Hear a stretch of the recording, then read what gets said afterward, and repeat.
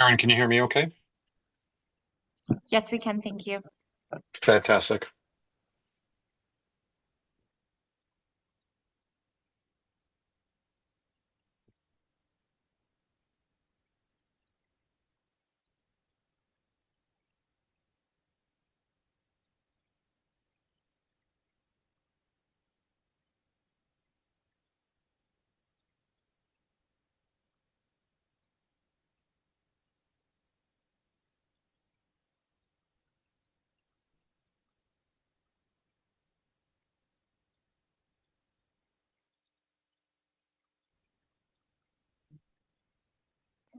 Good morning, everyone, and welcome to the Township of Georgian Bay for this special council meeting on municipal grants.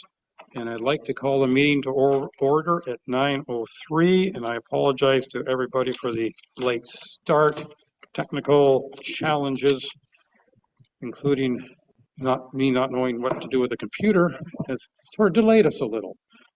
But in the spirit of reconciliation, we wish to acknowledge the enduring relationship between Indigenous peoples and the territories that they traditionally occupied. We recognize and deeply appreciate the connection they have to this place, the land, the water, the sky, and all that live on, in, and above it. We are grateful for the opportunity to meet here, and we thank all the generations of Indigenous peoples who have taken care of this land and who continue to care for it. And we want to show our respect. Hundreds of years after the first treaties were signed, they remain relevant today. May they guide our decisions and our actions.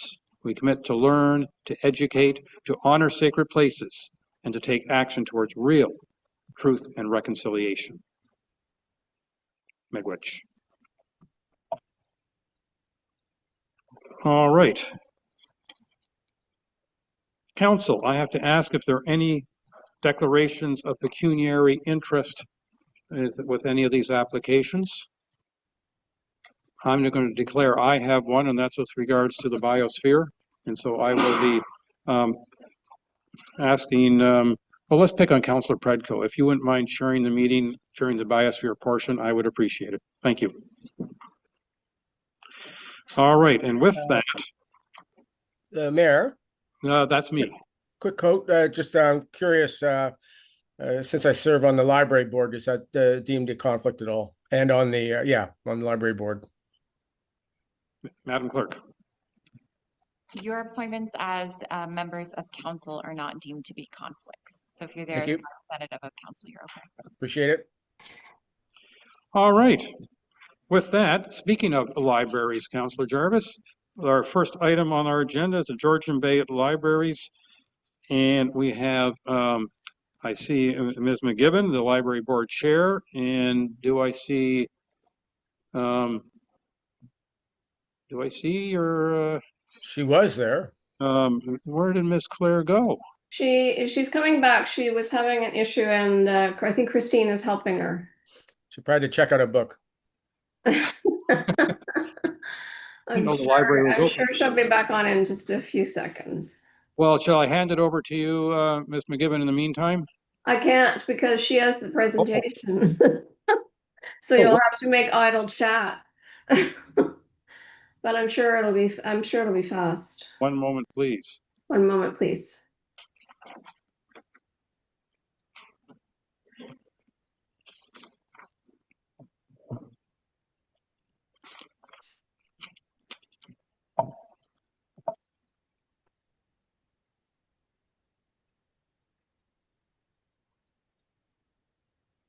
Oh, I see Stephanie coming back on.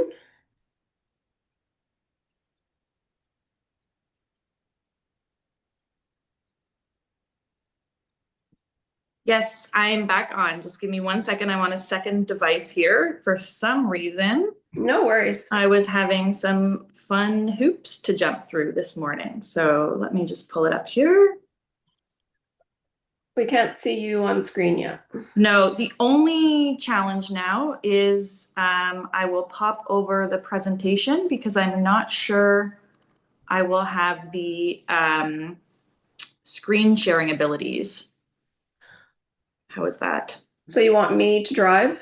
I will, or if Christine or Karen are able to, then that might be the most beneficial. Karen, are you able to do that if I just pop that over to you?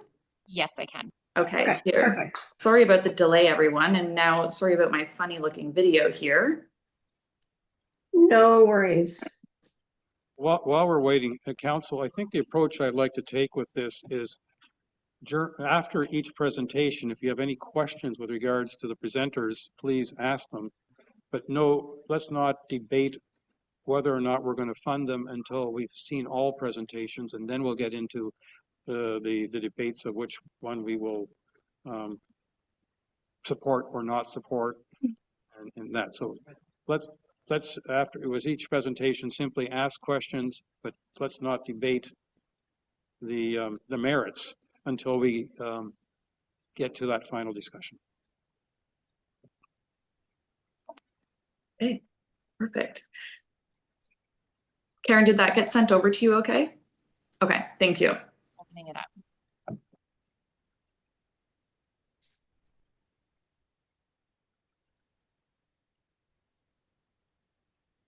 So while Karen's getting set up, we'll just say hello. It's great to be here again. And we're going to walk you through briefly a little bit of what we've accomplished in the last year, just so you have some context for what we have done and what we're looking ahead to do in 2026 and how the budget plays out over the plan for 2026. So Stephanie's going to kick it off. And I will chime in a little bit through the middle section of our presentation. So again, lots of photos in our presentation today because we love seeing all the township residents enjoying themselves at the library. So hopefully you enjoy seeing some of the photos, and I'll turn it over to Steph. Perfect, thank you. And thanks again, everyone, for your patience. Luckily, we all have multiple devices, so we are all here this morning. And we are going to go over, like Susan just shared, some of our recent accomplishments, some of our future goals, and lots of, fun photos of all the fun stuff happening at the library. So let's kick it off. Karen, if you want to move to slide 2. And this is where we would just like to start off and take a moment to see sort of what we've been doing this last year, what we've achieved, some of the key highlights for us collectively. The strategic branch assessment was completed earlier this year. The findings were presented to council recently, with the most noteworthy piece of the report identifying that Port Severn as a branch was the most in need of addressing regarding the lack of library service in that area. The library board completed their pay equity review. The funding for our summer students was secured from 2 different sources. So we were successful in both provincial and federal funding through the grant programs that they offer. The library, in partnership with Georgian Bay Fire and Emergency Services, launched our pilot program, Paddles and Pages. The goal of the program was to bring library and municipal services to water access in hard-to-reach areas across the township.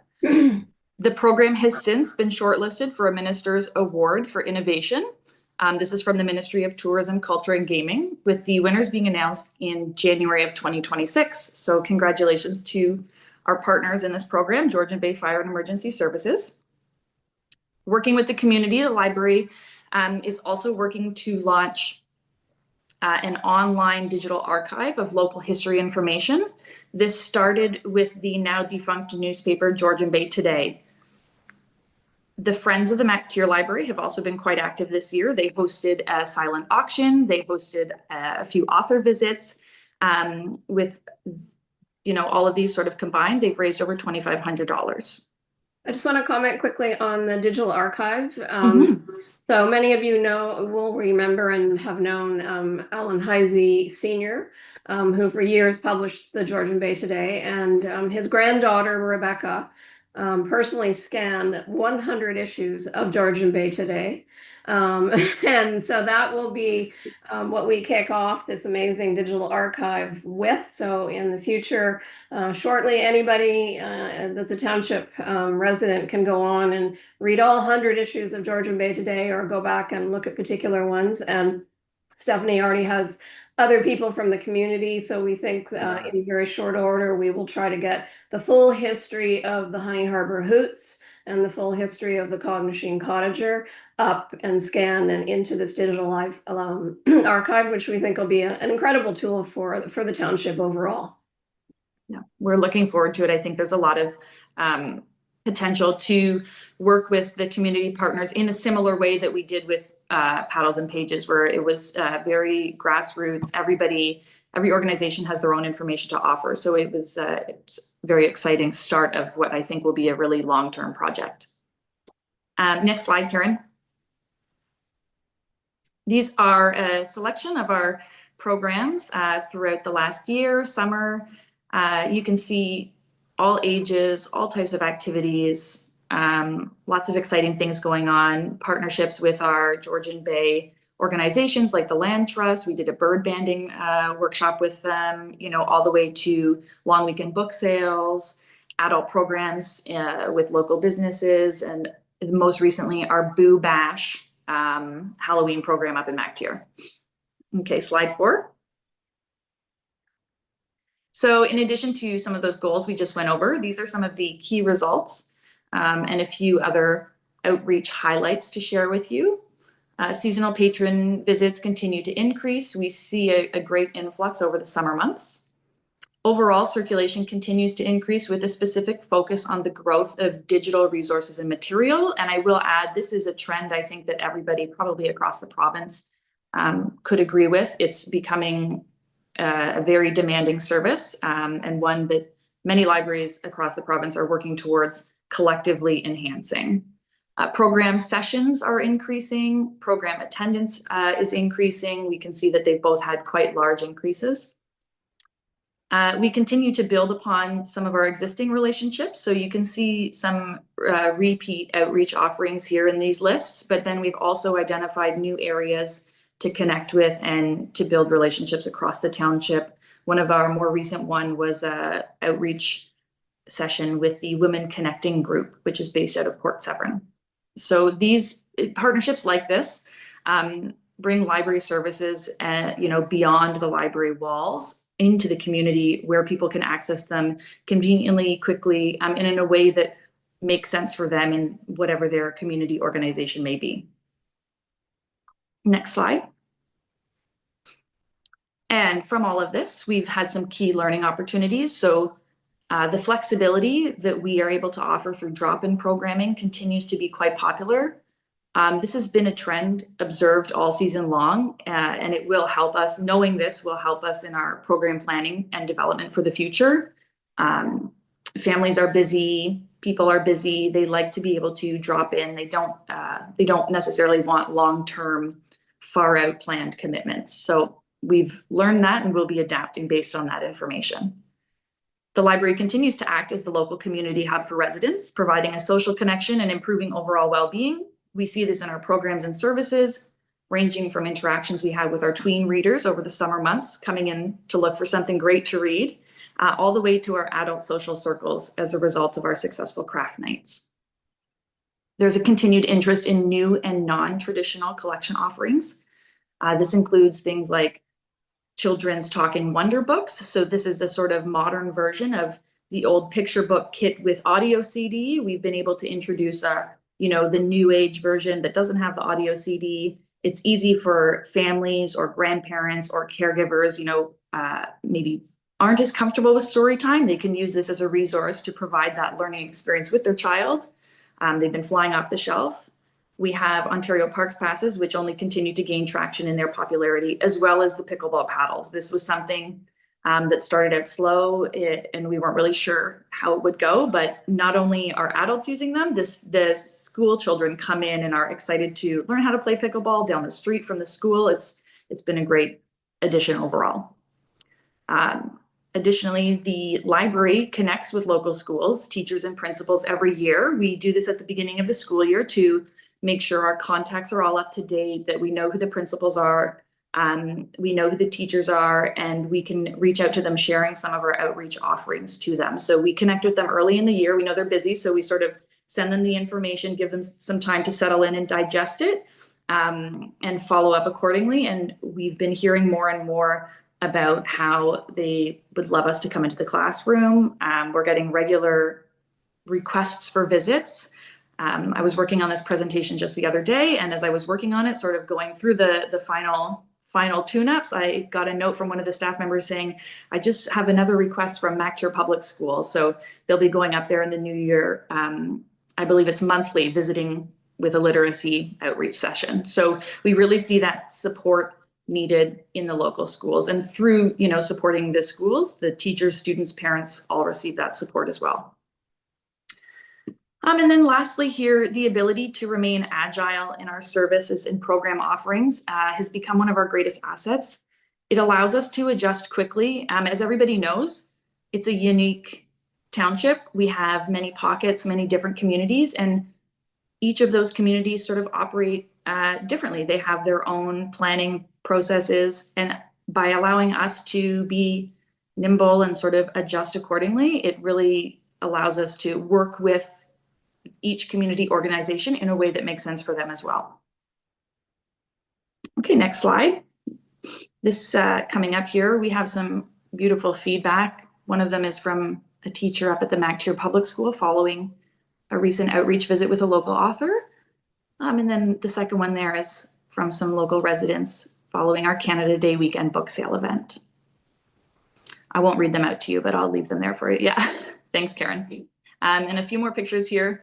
The top right, I'll just point it out. This was from the summer Paddles and Pages program. I know we talk a lot about it, but I think we had a lot of fun, and it was, again, something that we just built upon an existing offering, but adjusted it for the Georgian Bay community. So it's been a great hit. And then of course our Astronaut Academy in the bottom right, which is a necessary program each summer. We're finding it interesting where the outreach is coming to us and schools in particular. So now we're, as Stephanie's just said, we're starting to go into schools, working with teachers instead of teachers doing some of the programs. So something to keep an eye on, and something we're tracking in terms of how many requests are coming in and how do we best manage that for the community. Exactly. Okay, next slide. On to some of our 2026 key initiatives. So as we go into 2026, we want to continue to build those meaningful relationships. So like Susan just mentioned, with the schools, with communities, cottage associations, how do we continue? We know there are more to connect with. We know there are more pockets and more ways to work together. So we want to continue to build meaningful, long-lasting relationships. Launch Paddles and Pages year 2. So review and assess the successes of Paddles and Pages from year 1, and how do we improve any areas for year 2. We have an increased focus on access to ebooks and materials. Again, this is something that is growing in demand, not just with us, but across the province. So this will be something that myself, along with the library staff, will be reviewing and enhancing as best as possible.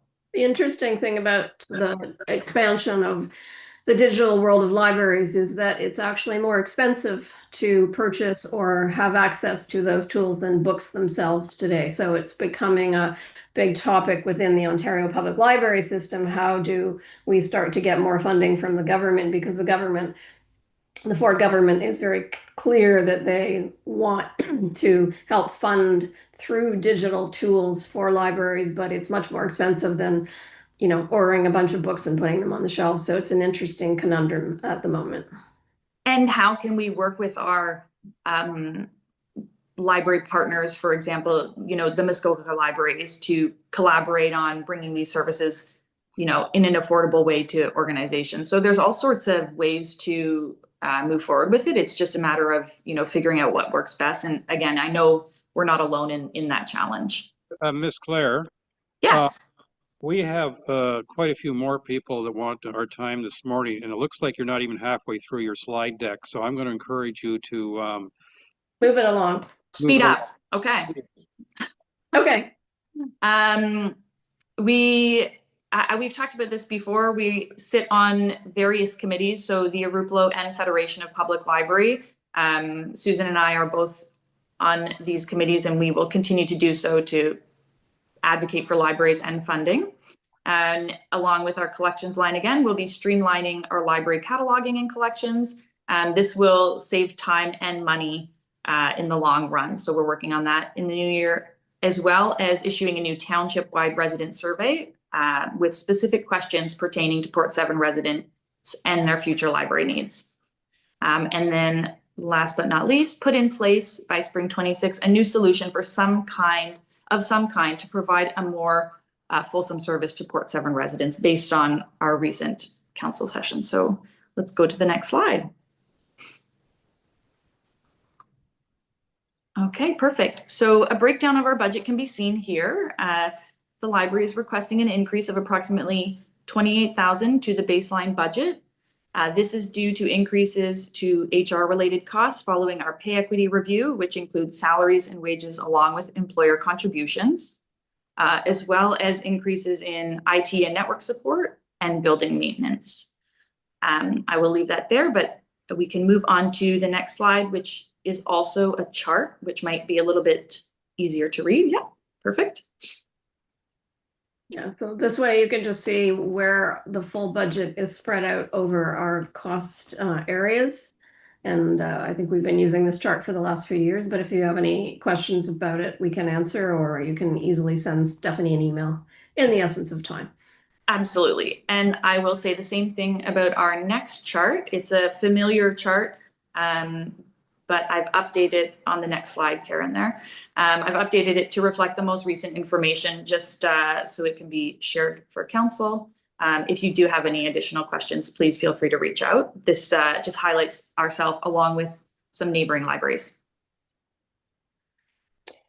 And on the next slide, we're going to just briefly talk about our service enhancement request regarding the Port Severn branch. I'm not going to review this slide. It basically is the key learning that we reviewed with you when we met in November, just outlining why we feel that something needs to change in Port Severn. So I'll just take us right to the next slide, page 13. We had 4 options that we discussed as a board and talked to you about briefly: close the Port Severn branch and direct residents to Honey Harbor, stay located in the current building, but we would need, unfortunately, TGB staff to vacate the premises, and we would still potentially need to add more space to that building. An option is to relocate to the Baxter Ward Center and install a portable building. And the other option is to just stay where we are and begin development of plans to add a potential addition to the Baxter Ward Center in the future. Following our conversation and presentation with you, we put our heads back together and we've developed an additional option, which has limitations, but could fill some of the Port Severn gaps short term. We know there's a lot of pressure on the township for many things, and there's pressure, coming from all different areas. So one of our new option that we wanted to put in front of you is to pilot a modified service program model for a 1-year test that provides pop-up library programming on the Baxter Ward Center property as well as inside the facility. So as a quick example, we would probably put up a huge tent somewhere on the property, and we would take over part of the facility inside. And this would mean that other day-to-day Port Severn library services would continue to be in place at the community services building, i.e. going to take books out or use the computer stations. But this option could allow us to test moving permanently to the Baxter Ward Center property in some way in the future.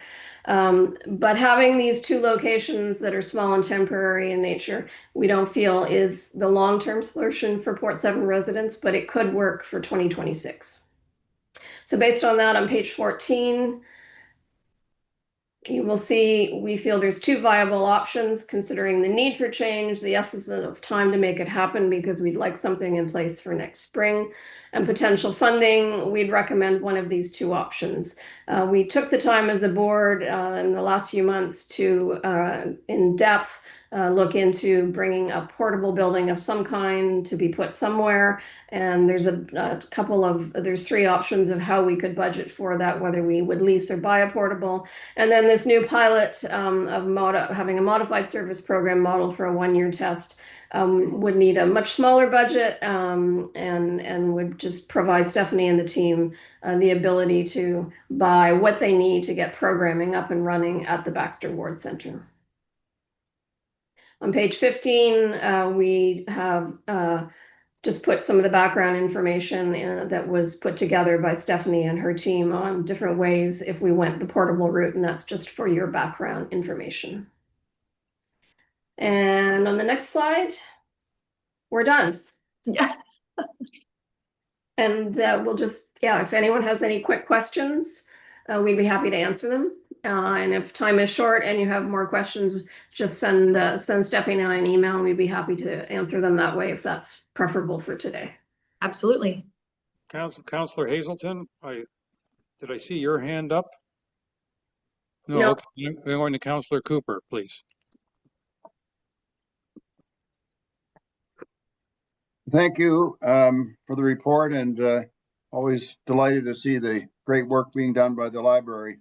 I do have just a couple of questions here. One is, could you share the stats for the 3 libraries monthly each for the last year? I think you showed it to us a couple of years ago, but I would like to see the statistics. It will help us make a decision with respect to the growth of the Port Severn facility, for instance. So if you could share that, is that done broken down by month, by location? Steph, I'll let you take this. Yes. Yes. Yeah. Thank you. I mean, it won't be absolute, Peter, because we're not tracking everybody that comes through the door every day. So we'll do the best we can to give you a sort of an overview picture, but it won't be absolute. When you say it won't be absolute, what do you mean exactly? Well, it means that, if take a month, if everybody's coming into the Port Severn Library, the staff isn't tracking the number of people, but they can look at how many books were taken out as an example of traction into the branches. So, we don't have a ticker at the doorways. So it's not something we do on a regular basis, but Stephanie and the team can look at the usage of all of the elements to try to get a sense of how many people are coming to the 3 branches.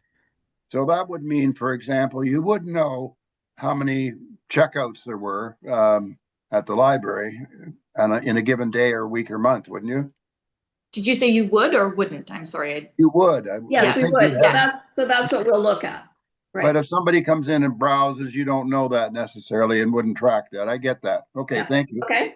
Second thing is, you talked about working with other municipalities in our area, and you mentioned Muskoka.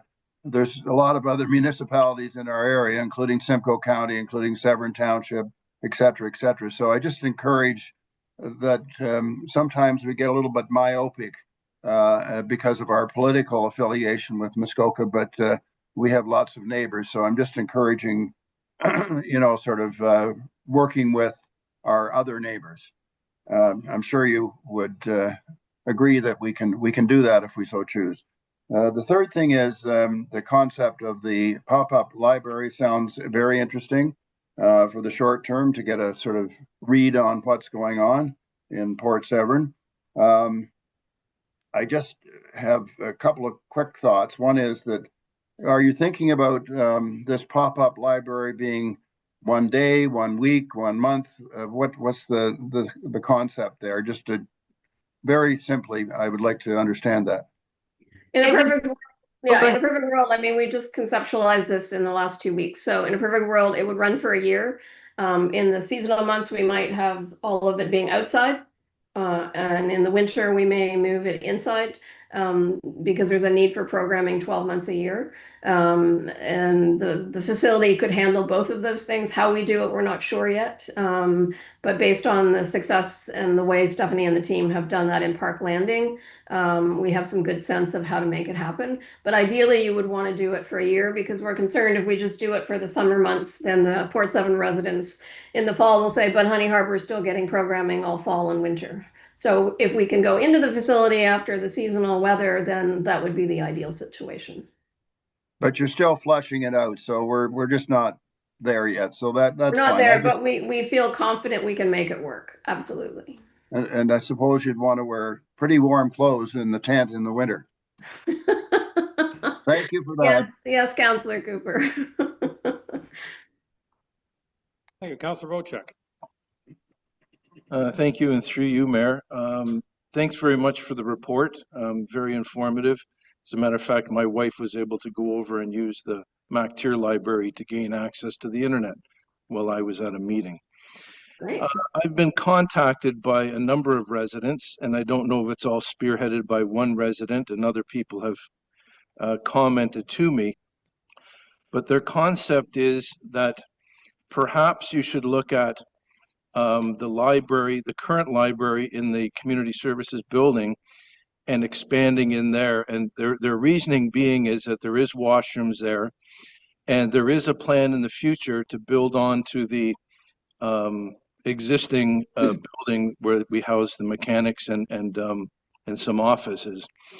And perhaps the fire department and the bylaw department and others could move into that new building that's proposed in the future. And they thought more cost effectively would bring the other folks that have offices in there back into the municipal office here, the municipal building. And if there wasn't room here, then to build onto the back of this building, they figure that would be perhaps a cheaper avenue to go down. Is there a question? No, there's no question. Well, then I would like to leave the discussion for a later time. Yeah. Excuse me, through you, Mayor. I thought we were just leaving the funding part behind. That's why I made those comments. Well, you know, at this point, I would like to go through the presenters and ask them questions. Okay. Anyway, then for a question, yes, if I may, yeah.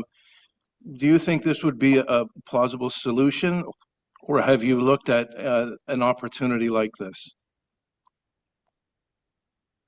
The plausible solution of the staying in the community services building and adding to it?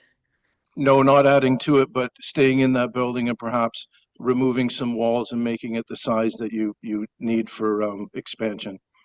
We've discussed it at length as a board. We feel it's probably, it probably would be still too small, and we'd have to bring the building up to code for public library standards.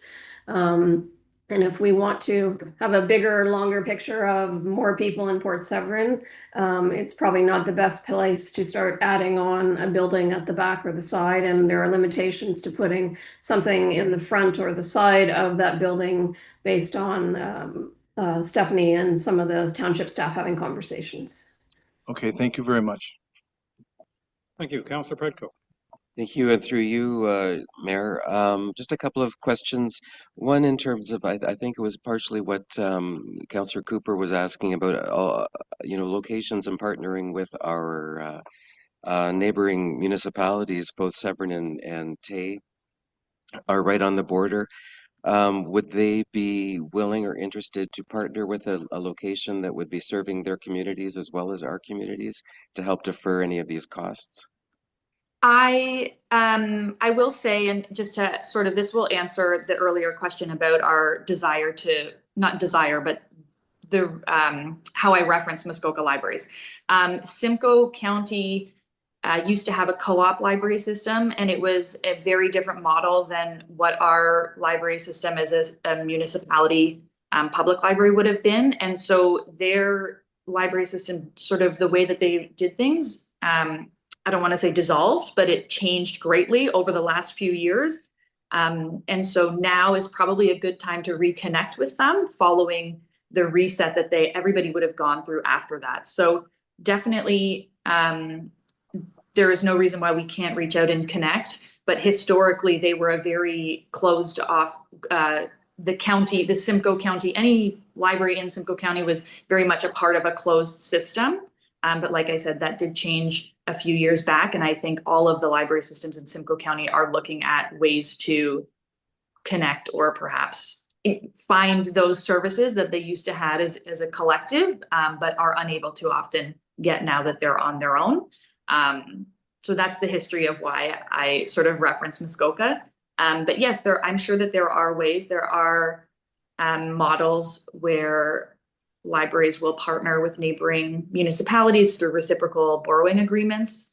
That's one way to share services. Have we reached out to the nearby ones? Not at this time, just because of the sort of history that they've had there with the Simcoe County Collective. Does that answer your question? Sorry, that was a bit, Yeah, I did. I just don't know if that's a possible future option for this situation. And the other, obviously, the cost for a portable facility is reasonably high.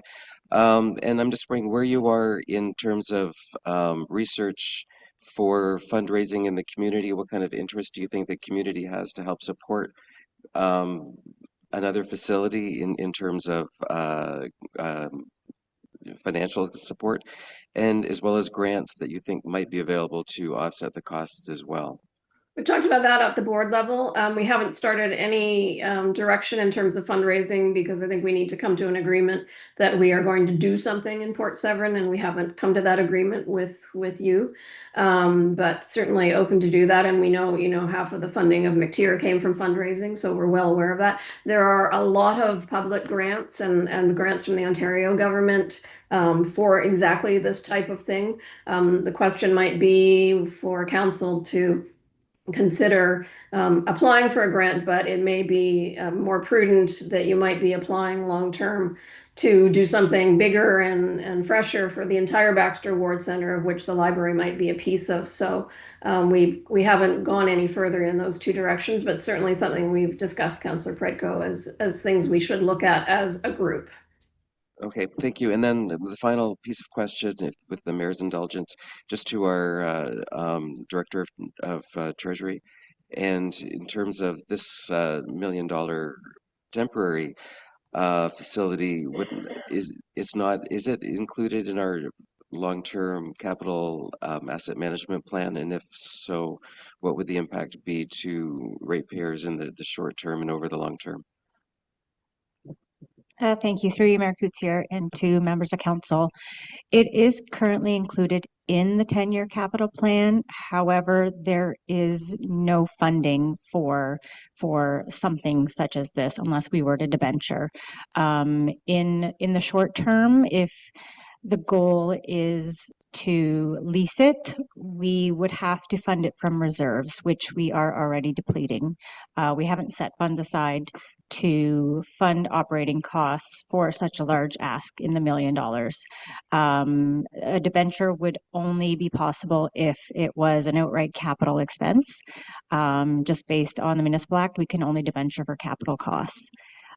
So the impact right now currently stands at, it would be a 10% increase if we were looking at $1 million. On the next year's Correct. tax roll. Okay.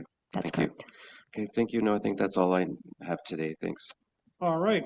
Well, thank you very much for your presentation. Greatly appreciated.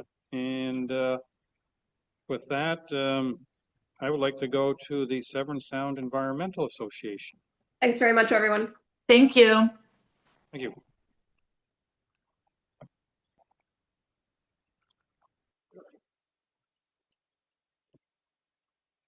Your Worship, members of council. You need to have your mic on, or Your Worship, members of council, thank you for having me today. I'm going to apologize. I have had about 3 hours of sleep, came straight from work. So if I fumble my way through this, that might be why. Do we have the slide deck, or was I supposed to bring? I have not been provided a slide deck. Oh, well, I will provide a slide deck after the meeting. Can we be advised of who's talking? Sorry, Stefan Walma, past chair, Severn Sound Environmental Association, still currently sitting as a board member and a councillor for the Township of Tiny. So we'll do this in reverse, because I know how these meetings go, and we try to orient ourselves around the numbers. The ask is for the Sustainable Severn Sound project, $13,302. Our risk management services, which are paid by the district, is $9,786. And the core municipal funding, which currently you guys have opted out of, if you did decide to reverse your decision, would be $99,425. So Severn Sound Environmental Association is 28 years of collaboration. So we've started off as 9 partners, actually. We did lose Aurelia along the way as well. And we are sitting at 8, moving into 7. It started in 1987 when Severn Sound was identified in the Bay as an area of concern. We formulated this MOU, worked together as a collaborative, and in 2003, we were able to delist our portion of Georgian Bay as an area of concern. Since then, we've been an ongoing monitoring environmental association, collecting water samples, keeping those data, so we have that map that shows us where we've been, how we've gotten to where we are today, and would be to sound the alarm if things started to change.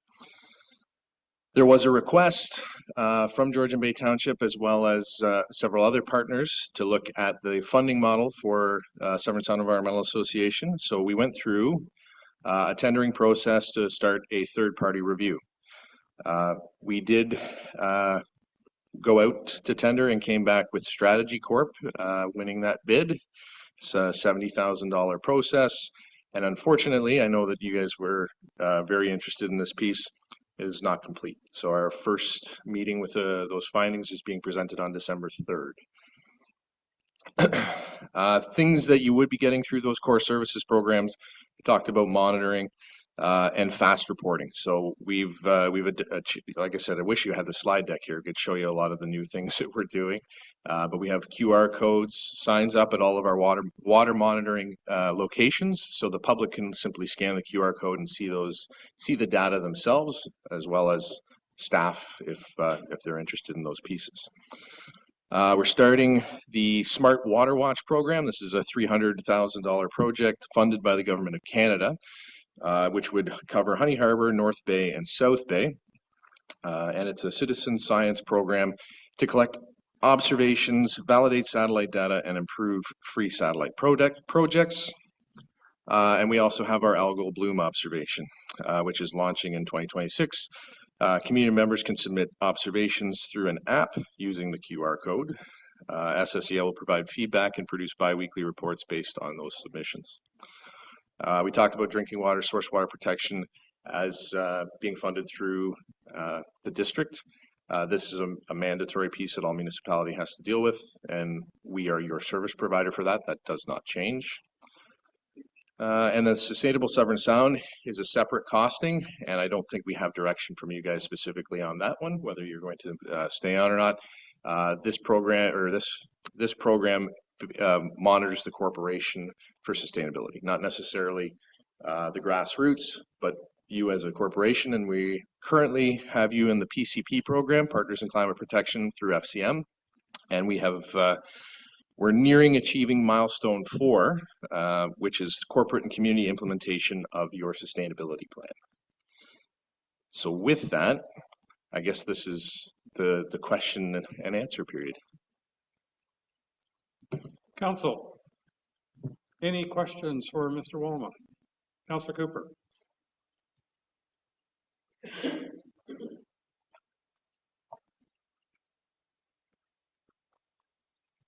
Thank you, Mayor. And I seem to be the first guy to jump the gun here, but I just have a couple of questions with respect to SSEA. I think I heard from you the history of SSEA and cleaning up Severn Sound starting in '87, and I think it was cleared in a sense by 2003. Is that correct? That is correct. It was delisted, I think was the term you used. Delisted, yeah. So the areas of concern were listed by the province, and we were able to drop our, and I'm not a scientist, I'm just going to say pollutant levels to an acceptable range. Okay, thank you for that. And I'm interested in the fact that you brought in Strategy Corp, and I think we'd be most interested in seeing your review that comes out in December, I think you said 3rd.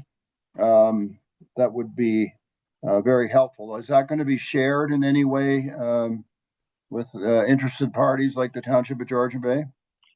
if you guys are interested, we will absolutely share that information with you. You guys are a member at the table at the December 3rd meeting still. Technically, I guess you would vacate your board position as of the new year, but even then, we'd obviously be willing to share that information if you're interested. All right, well, I appreciate that. I just a couple of other, Mayor, just indulge me for a moment. A couple of other questions. You talked about the potential of you've got funding and there could be some special type of examination in areas like Honey Harbor, which it's certainly encouraging to hear. I guess I'd like to sort of understand a little bit more about that, but the testing though would only be in Honey Harbor. It wouldn't be on other parts of our township, which are, you know, a good 50% of our coastline is probably a lot more than that in area or in coastal Georgian Bay, but Honey Harbor and Port Severn are smaller or a portion, but only a portion. But the testing you're talking about is in the south only. So to clarify, when we apply for grants, we apply for grants that would service our area specifically. So the Severn Sound is a watershed and has defined borders as far as the province is concerned. So if there were interest in expanding that program, the funding wouldn't expand beyond our area, and the township would be able to request SSEA to expand that program, but it would be at a cost. So are your borders, when you get to, you include Penetang and Midland, but what about around the sort of top of that peninsula? How far do you go? Do you go over to Bomb Beach or Wasaga Beach, or do you do anything along that coastline? Yes. So we run basically from Wasaga Beach all the way around the peninsula of Tiny, around Penetang Bay, and across Tay Township and back up to Honey Harbor, where you guys have a portion of that shoreline. But we do span quite the area. Severn, Oromadante, and Springwater all have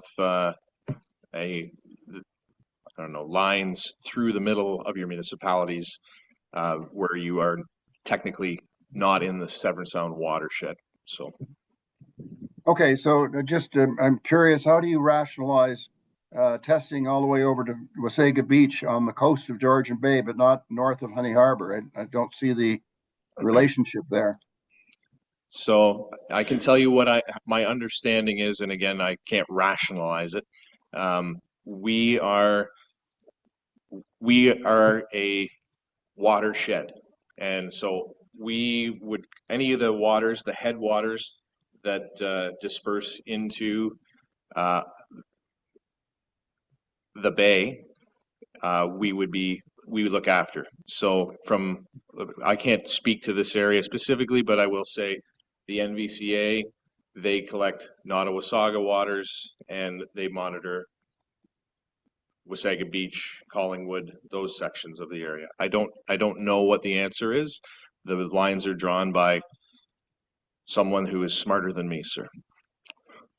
Obviously smarter than I am either, but I'm just curious as to the sort of, it sounds a bit of like a dichotomy, having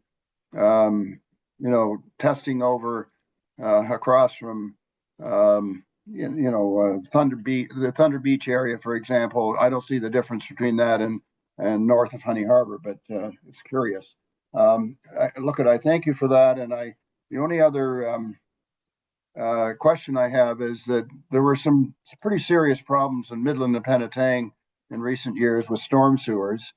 And I have asked before, but I'm still going to ask again, what has Severn Sound SSEA done about the dealing with Midland and Penetang? They are members of your organization, but they've had serious problems with storm sewers overflowing and into Georgian Bay, the harbors of Midland and Penetang. Have you got any comment about that? So we continue to monitor the deep water and shoreline of those areas, and we would report back any nutrient loading that would be considered dangerous to those municipalities so that action could be taken if required. I am aware of several occasions where stormwater overflows do discharge into the bay, but stormwater management is beyond SSEA's purview. We could only comment on ways to make improvements. We have, like a conservation authority, unlike a conservation authority, we have no teeth. We are a body that makes recommendations, and councils are given the teeth that conservation authorities are. So if we said, this is a bad idea, you should do something, that means that it behooves those individual members to make change, where if it was a conservation authority, it would be, thou shalt make change. Well, thank you for those answers, and I hope you get some teeth sometime. Thank you. Thank you. Councillor Predko, please. Thank you, and through you, Mayor. Just again, I guess a couple of similar points to what Councillor Cooper raised. It would be helpful if we knew what the outcome of the funding analysis was. At this meeting on December 3rd, are you expecting the decision to be ratified, or is it just a first look at the model that's being presented by the consultant? So all of the members have been interviewed, or will have been interviewed by that time, and we're getting the presentation that day. I mean, we've all sat at these tables. I can't tell you for sure that we're going to make a decision. It'll be the first time that it's in front of the board. Okay. And then in terms of the core services, we're talking about water quality testing across our township and part of through Severn Sound. If the township collects its own water sampling data, is the analysis and reporting on that something that would be considered part of the core services from SSEA for you to do for data that you didn't collect, but it would probably be in a similar format to what you typically work with? So you're suggesting that if you collected water data from outside of the watershed map and just have us analyze and report back on it? Mm-hmm. I would assume that would be outside. That is my high level, just based on past experience, Okay. just because it would be additional work that hasn't been budgeted for from a staff time perspective. Okay, thank you. That's all. Councillor Hazlett. Yes, thank you. Could you give us some more insight into what SSS is all about, that 13K? What does that do? So the major component for municipalities is the Partners in Climate Protection Program, which is a sustainability program developed by the Federation of Canadian Municipalities. It's a 5-step program, and I'm just going off the top of my head. One is we're signed up. 2 is we're doing a greenhouse gas analysis of all of the fleet, the buildings, basically the impact on the environment that the corporation has. 3 is making a plan, and 4 is implementing the plan, and then 5 is the recycling of. So you go back, you do another analysis, see where you can make improvements, and it starts over again. There's a reporting component to it, and as 8 member municipalities, we share 1 staff member that's doing this for each of the members. Benefits include obviously reducing your GHGs, keeping track of where you can improve as a municipality from a green perspective, and it also opens up other funding pathways through the Federation of Canadian Municipalities under the Green Municipal Fund. Oh, thank you for that. Can you help me understand if there is a holistic township complete footprint perspective, or is it only municipal buildings? It is municipal corporation. So we provide recommendations, but it's not feasible for an individual, and nor is it part of the PCP program, for an individual to track the carbon footprint of every household in the municipality. Understood. I guess the concern I have is that if you look at our township and the amount of waters, wetlands, and trees we have, we are a net consumer of greenhouse gases as opposed to emitter, and I don't know why we would be spending money on trying to reduce our municipal footprint when our entire township is a consumer. So it just, I mean, if your program isn't going to give us a complete holistic township view, then I think we're completely missing the boat. This is the time for questions, not the time for opinions. That comes later in the meeting. So if I Thank can, you. Richard, just very quickly, I'd say, I guess that's a perspective thing. To me, local governments are a lead by example. If we can show people what the correct action is or the better way to do things is, it's all part of a bigger pie. So you are probably absolutely correct that you would be a carbon eater, but your neighbors may not be. And we all, if we can convince them to reduce their GHGs, it's better for everybody in the long run. Thank you. Councillor Bochek. Thank you, and through you, Mayor. My question is to the clerk. I find myself sitting on the board of this organization, and similar to Councillor Jarvis, being that I'm appointed, would I find myself in a conflict? Thank you.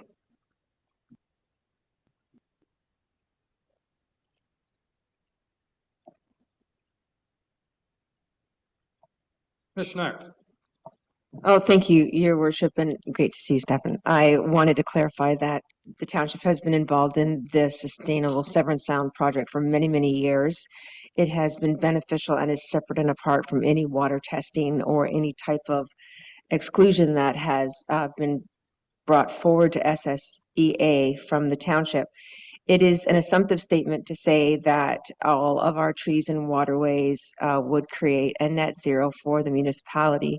It's not a calculation that's available anywhere that is available to Canadians to use as forthright data when applying for grants. But the Milestone program does allow us with forthright recognizable data that will help project managers determine where the Township of Georgian Bay is with respect to their greenhouse gas emissions for cars, for buildings, and for adaptation plans. 2 of the 3 of which we have applied to the Federation of Canadian Municipalities for funding. We have completed an over $200,000 GHG study of all of our municipal buildings.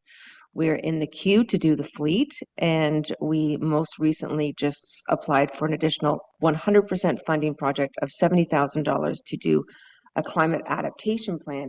All of these heavily rely on the climate adaptation process for us to be completing it. Stefan is correct that we are in milestone 4, but at our last Sustainable Community Advisory Group meeting, his employee did advise that we are just on the heels of milestone 5. So some of our colleagues in Muskoka are not even at milestone 3, and other colleagues are also just at the edge of milestone 5. So this is a very, very important project for us to complete, because it was council's direction to be carbon neutral by, reduce the carbon imprint by 50% by 2030 in your climate emergency resolution, and then also 80% by 2050. So this portion of the program is incredibly important. And I just want to reiterate again the importance of not making the assumption that trees and waterways will make it net zero. We just don't know that to be true. I didn't want to go down that. And Councillor Hazelton, do you have an additional question?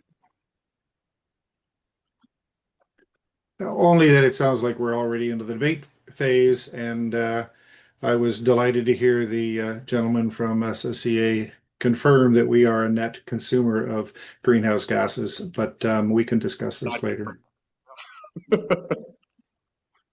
Okay. Yeah, Mr. Walmus has noted that he did not confirm we're a net consumer. He allowed that it might be a possibility. All right. I don't see any other hands. I'm going to say thank you very much. Appreciate your presentation. And at this point, I'd like to go to the Georgian Bay Biosphere for their presentation. And Councillor Predko, I'm going to turn the chair over to you for that.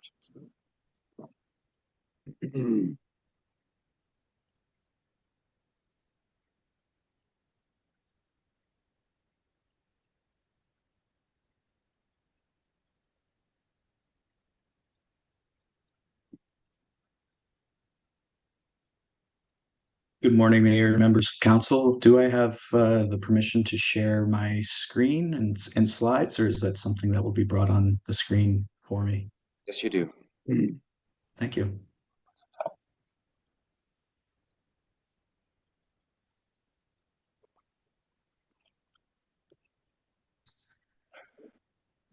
Well, once again, good morning, mayors and members of council. My name is Benjamin John. I am a certified energy manager by trade. I'm the climate and energy programs manager at the Georgian Bay Mnidoo Gamii Biosphere. I'm also joined today by my colleague, Delaina Arnold, our community programs manager, and we're here to share with you some of the successes that we had as part of your contribution for our grant request in 2025, as well as share what we're proposing through our grant request for 2026 as well. And so I've broken this presentation into two separate pieces to kind of go over those items. And we'll run through this quickly to stay within our time allotment and open the floor for questions afterwards. Before we get into the successes of our programming for 2025, I just want to say thank you as well too for your ongoing support as an IceCap partner. You, as along with a number of other municipalities and First Nations within the Biosphere region, have been a member for quite a while as part of IceCap, and the program in 2025 had its 6 years of regional collaboration and partnership, and we're now entering into the 7th year. So we've got some great things planned and proposed that I'll go over shortly for that. In terms of the work that was completed in 2025 as part of our grant request to you, I'm going to let Delaina take over some of those items. But before I do, the first component of that was continued participation in IceCap.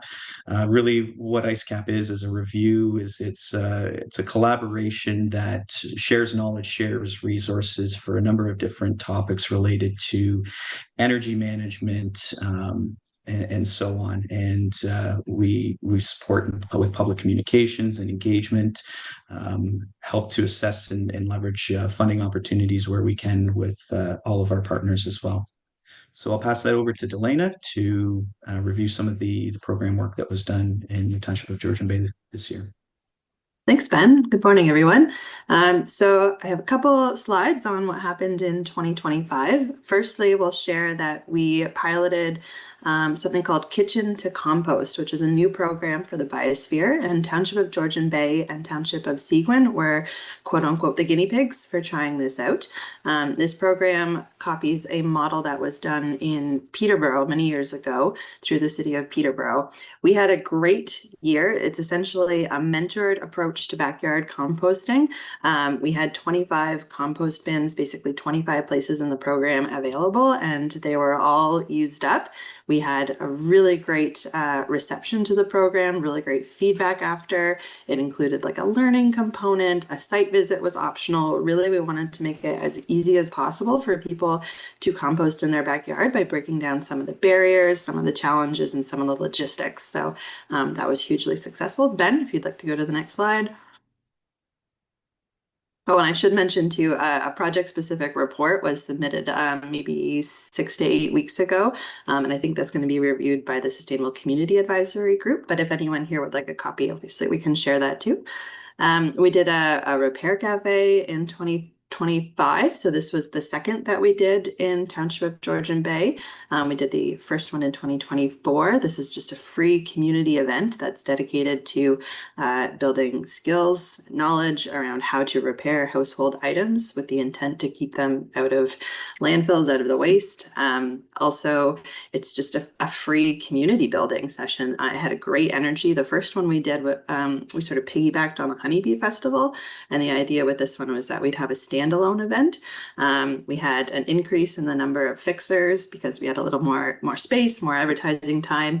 We had an increase in the number of participants, and as such, the number of things that we were able to fix as well.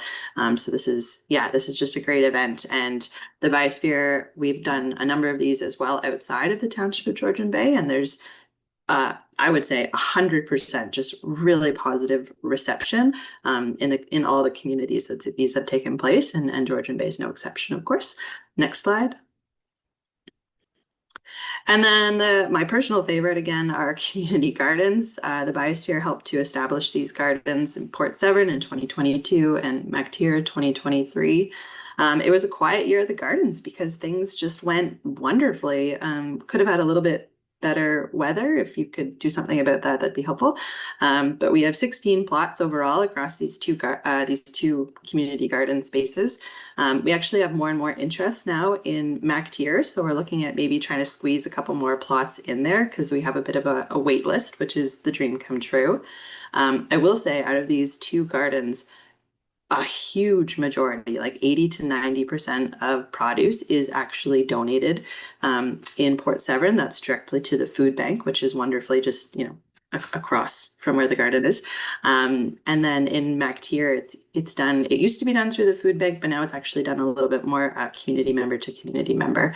The one in MacTier too serves as a gathering space for the early on group in the summer. So, and then the libraries also use them to put some of their signs on for reading week and things like that. So the saying, a library is more than books. These gardens are more than just where we grow tomatoes. There's a lot that happens there, and the gardeners are wonderful. We have a ton of volunteer hours. Only good things to say about these spaces. Next slide, Ben. Thank you, Delaina. And this turns us into our second portion of the presentation for the work that we're proposing in 2026. The first item that we have on the list is continuation as an ICECAP member. As I mentioned, being a member provides knowledge sharing opportunities with all of those participating municipalities and First Nations.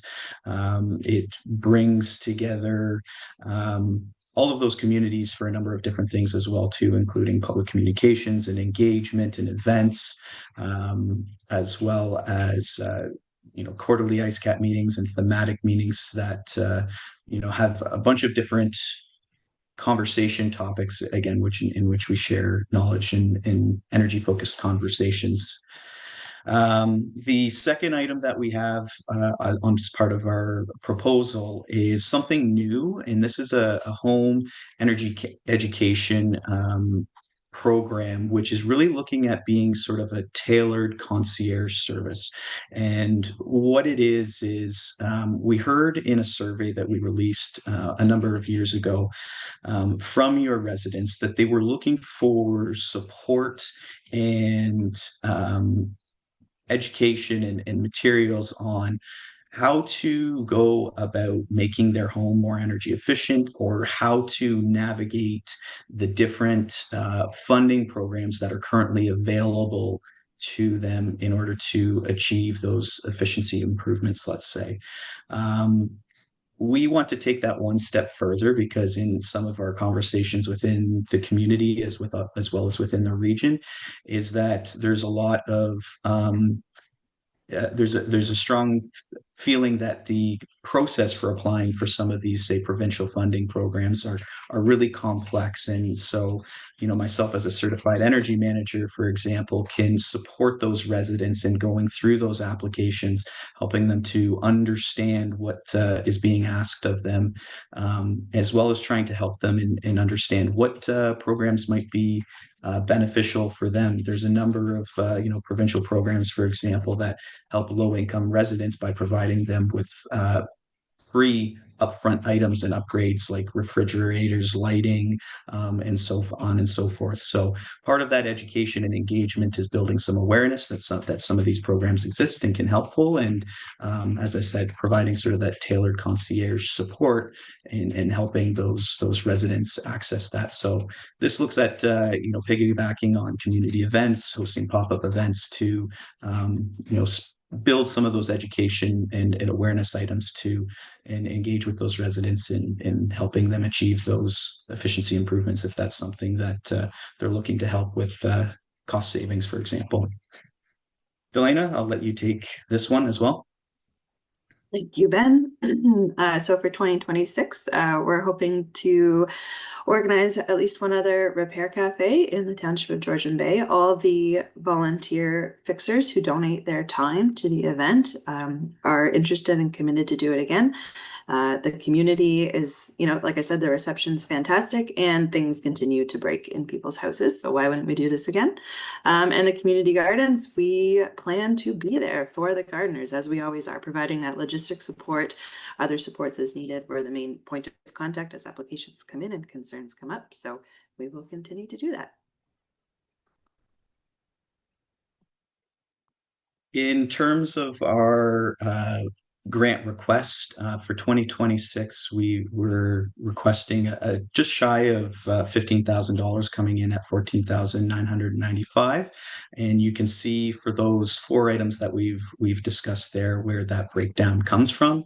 And finally, before we turn it over to questions, I just want to conclude that the work that we do with yourselves is part of a much larger programming that we're doing within the region. And so as part of that, you'll notice, say, on the left-hand column, we're consistently leveraging, the grant requests that we ask of you into other funding as well as other support from municipal partners and First Nations partners to carry on this work within your own community as well as others as well. So at this time, I'd like to say thank you, and we'll turn it over to questions. Thank you. And I will open it up to council if anybody has any questions. Councillor Bocek. I'm sorry, I don't have my hand up. Oh, I thought you didn't. Sorry. Councillor Jarvis, it looks like your hand is up. Yeah, thank you. First question would be for Delaina. In your presentation, you talked about the food cycler pilot feedback and Peterborough model with the kitchen and compost pilot, but the pilot you're discussing has nothing to do with the food cycler, or am I misunderstanding things? Nope, I rushed through it really quickly, so I didn't elaborate onto that. Very valid question. So food cycler, as everyone knows, is that that countertop composter, even though it doesn't actually make compost. There was exceptional uptake of the food cycler pilot project in the township of Georgian Bay, telling us that people are keen for organic waste alternatives. Food cycler, amazing as it is very expensive. It's not an option for everybody. And there are advantages depending on some household circumstances to simply using a backyard compost instead of the food cycler product. So this is where we sort of tried to piggyback on that success. Obviously, if people have the food cycler and that system's working for them, that's great. But knowing there's a community interest in organics, that helped us. Food cycler also did a great survey. We have a lot of data on that pilot. And one of the things that came out of the survey was why people aren't composting, but like before they got their food cycler. And the number one reason was around fears around wildlife. So that tells us exactly how we can help people to mitigate those fears, because there's ways to compost without actually attracting wildlife. And I won't get into that right now, but those are sort of the pieces that from food cycler that we were able to use to inform this project. I hope that answers your question. It does, but it just adds to the conversation, I guess, and down the road, I think we'd probably be very interested in hearing how composting can be done successfully in our township without the threat of wildlife being a part of that composting process, because that's why many of us have switched over to the food cycler in the past. But that's just a comment. My next question is for It's for Benjamin. And I'm hoping I can figure this one out. Just give me a second here. Yeah, Ben, the last chart, I presume we're part of that the municipal column, right? That 95,000. Our portion is within that, correct? Correct. Okay, that was it. Thank you. Thank you, and I'll pass the baton over to Councillor Hazelton. Thank you. So, Benjamin and Delaina, were you listening on the previous presentation? Could you tell me where the overlap is in what you do and the Sustainable Severn Sound? There is no overlap in terms of the programming that the two organizations do. All of our programming focuses on that community engagement and education side of things. And as I understand it, the SSEA relationship in the past has been focused on your municipal assets and corporation, where, as I mentioned, we're focused on supporting community members with those types of programs. Okay, thank you. And Councillor Cooper, go ahead.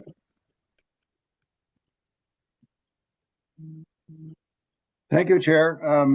Yeah, just I wanted to first of all congratulate GBBR for all the good activities that you've had in the last year and over the years, including the Honeybee Festival in our area, the community gardens, and other initiatives. So that's wonderful work. I do have a question though about sort of other activities that I've noted in your materials, which include, for example, a lot of volunteer work cleaning up Franklin Island. I've noticed there were lots of pictures of you going out and organizing a team and cleaning up that facility in Carling Township, I believe. And that's lovely.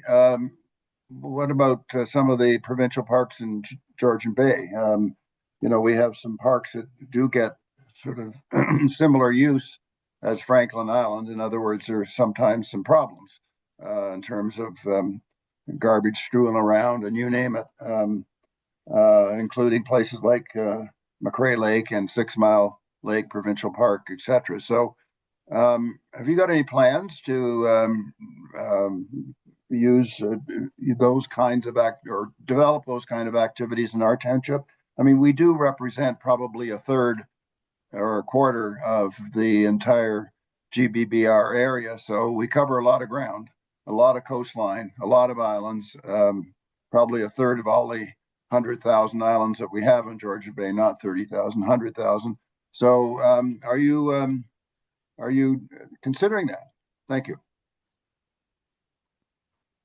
Thank you, Councillor Cooper. So I'm going to attempt to answer that question with the huge disclaimer that Ben and I do not facilitate that program, which is called the Outer Islands Project. It's a colleague of ours. So to get some specific answers, I would have to check with her. I will say, so Franklin Island is not a provincial park. It is Crown or treaty land. So that's where the cleanup efforts come in, because there's actually no stewarding of the Crown land sites outside of the Outer Islands project. That said, so that's where I don't have that map of Crown land, treaty land in my head right now for the southern end of the bay. So I would have to check the full extent of the sites. I think that like in the Moon River area, I'm speculating, but I believe in the Moon River area, they are stewarding some of the sites there. In fact, I'm quite confident of it. Further south than that, I would have to get back to you with more information.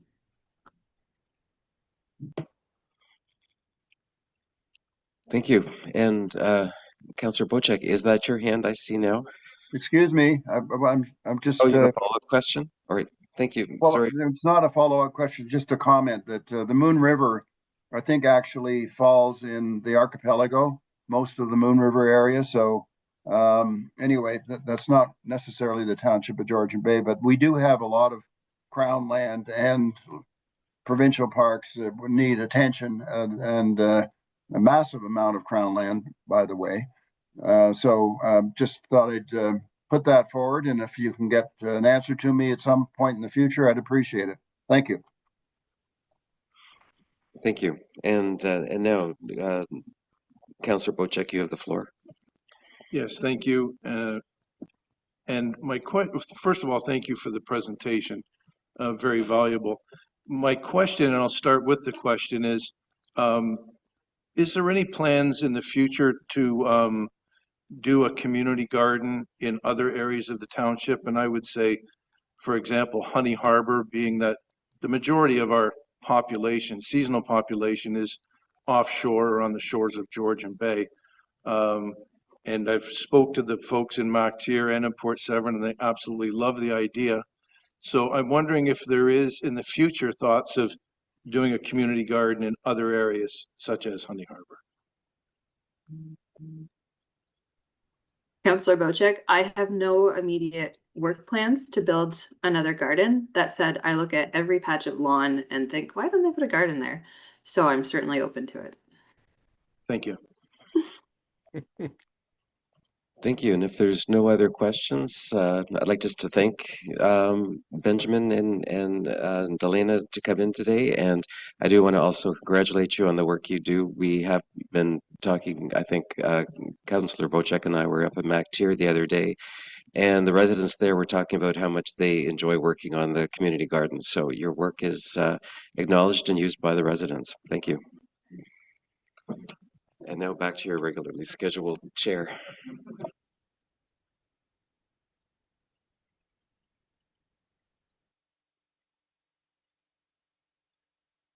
Thank you, Councillor Predko. I appreciate it. Georgian Bay Forever is next on our list.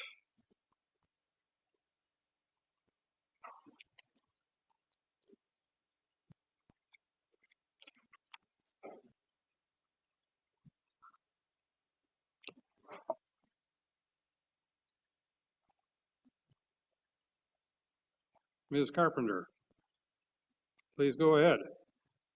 Hi, good morning. I'm just going to share my screen.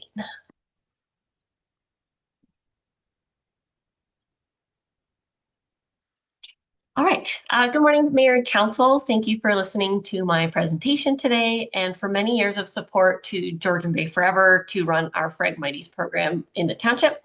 I'm Nicole. I'm the project manager at Georgian Bay Forever. I've been running the Phragmites program for the last 4 or 5 years or so. Today, I'm going to give a brief overview of our program from this past season and a request and plans for 2026. So I've got a map on the screen here of Georgian Bay Township, each point representing a patch of Phragmites at a different level of status. We are seeing invasive Phragmites all over Georgian Bay. This map here, again, is just Georgian Bay Township. So if I was to show you, if I had a map of all the Phragmites in the Georgian Bay area, we would see these dots extend along the entire shoreline and inland as well. But this is where we are focused in the township. So only along Georgian Bay. So what I usually say is essentially anything that is boat access from Georgian Bay itself within the township is what we survey and manage with the community.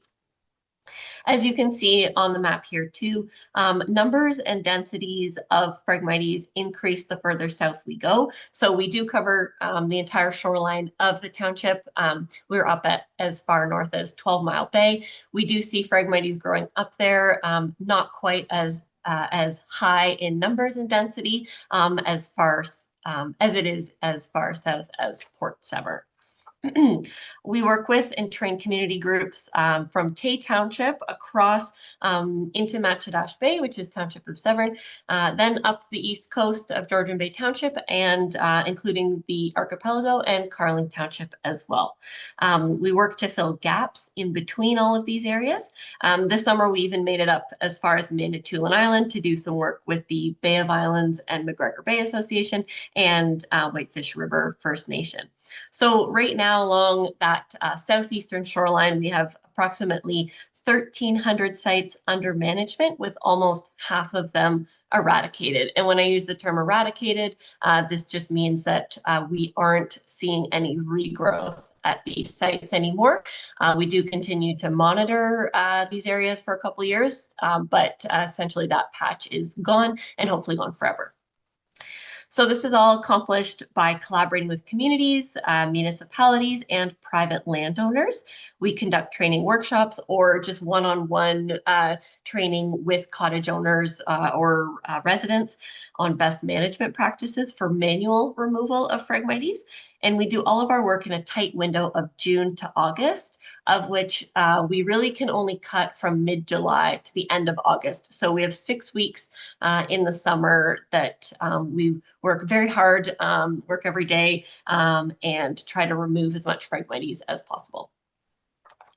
So this past year in Georgian Bay Township, we have documented 756 invasive Phragmites stands, of which 57% are under control. So when I use the word control, I'm talking about those patches that have been eradicated, as well as sites that were cut for maybe the first or second or third time this year. This year we have 6,305 meters squared by our staff and volunteers. We worked closely with the Georgian Bay Land Trust, Georgian Bay Biosphere, and the Severn Sound Environmental Association to ensure no duplication of efforts. For example, we worked down in the Port Severn wetlands with the Georgian Bay Land Trust to remove invasive Phragmites from there. This year was also the first year that we hosted our Georgian Bay Phragmites Collaborative. This is the Phragmites Management Area Working Group that is run by the Ontario Phragmites Action Program through the Invasive Species Centre. We've hosted 2 meetings, and we actually do have another meeting next week. And this pulls together partner municipalities, parks, Ontario Parks, First Nations, and more to talk all things Phragmites, management techniques, challenges, and so on. We have been working toward getting MTO involvement in this collaborative. I've had meetings with the MTO. It's slow moving, but we do have some contacts. Again, are hoping to get them more involved in these meetings. So it's important that we continue this work due to the wide expansion of Phragmites growth, the risk of its spread, and threat to biodiversity. And our overall ask for 2026 is that of $15,000 to continue supporting our Phragmites program. As in previous years, this will be matched by Georgian Bay Forever and used to hire summer students to map and remove Phragmites, as well as attend events in the local area and work with Cottagers and homeowners to remove Phragmites. Thank you for taking the time to listen. I'm happy to answer any questions, and I apologize about I have a dog barking in the background, so hopefully you were still able to hear everything. Thank you. Thank you very much. I will say the last couple of minutes where you were a little more difficult to hear than the beginning of your presentation. But I see Councillor Jarvis has already got his hand up, so over to Councillor Jarvis. Thank you through the mayor, and thank you, Nicole. And I really appreciate the comments, particularly with regards to MTO. And I can sympathize with the efforts that you're trying to make with them. We all know that unless we get cooperation from national, provincial parks and MTO, what you're doing and what the other organizations are doing and what we're doing, even on our own properties, comes to naught because everything just keeps coming back. Have you find? I know one of those pictures you showed it towards the end, I think, was the backside of Bosley Island, where there was untreated area, which was significant. Phragmites growth, and certainly around in Turtle Bay on the western side, there's a significant amount of growth as well. I know because I'm in there for a bit. And so I'm just curious to know, do you get any kind of progress report, or can you assess how well the parks system is doing in eradicating Phragmites? Thank you. So no, I don't get a progress report. I do have, I do stay in contact with the park year to year to get updates. They did have a project going on, a 5-year project, which is over now. And unfortunately, the amount of work that they're able to do with Phragmites management is quite limited. They are a part of that collaborative group, the PMA that I was talking about.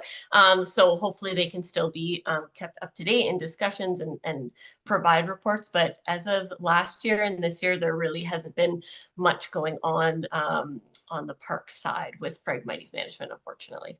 But you've offered your services to them, correct?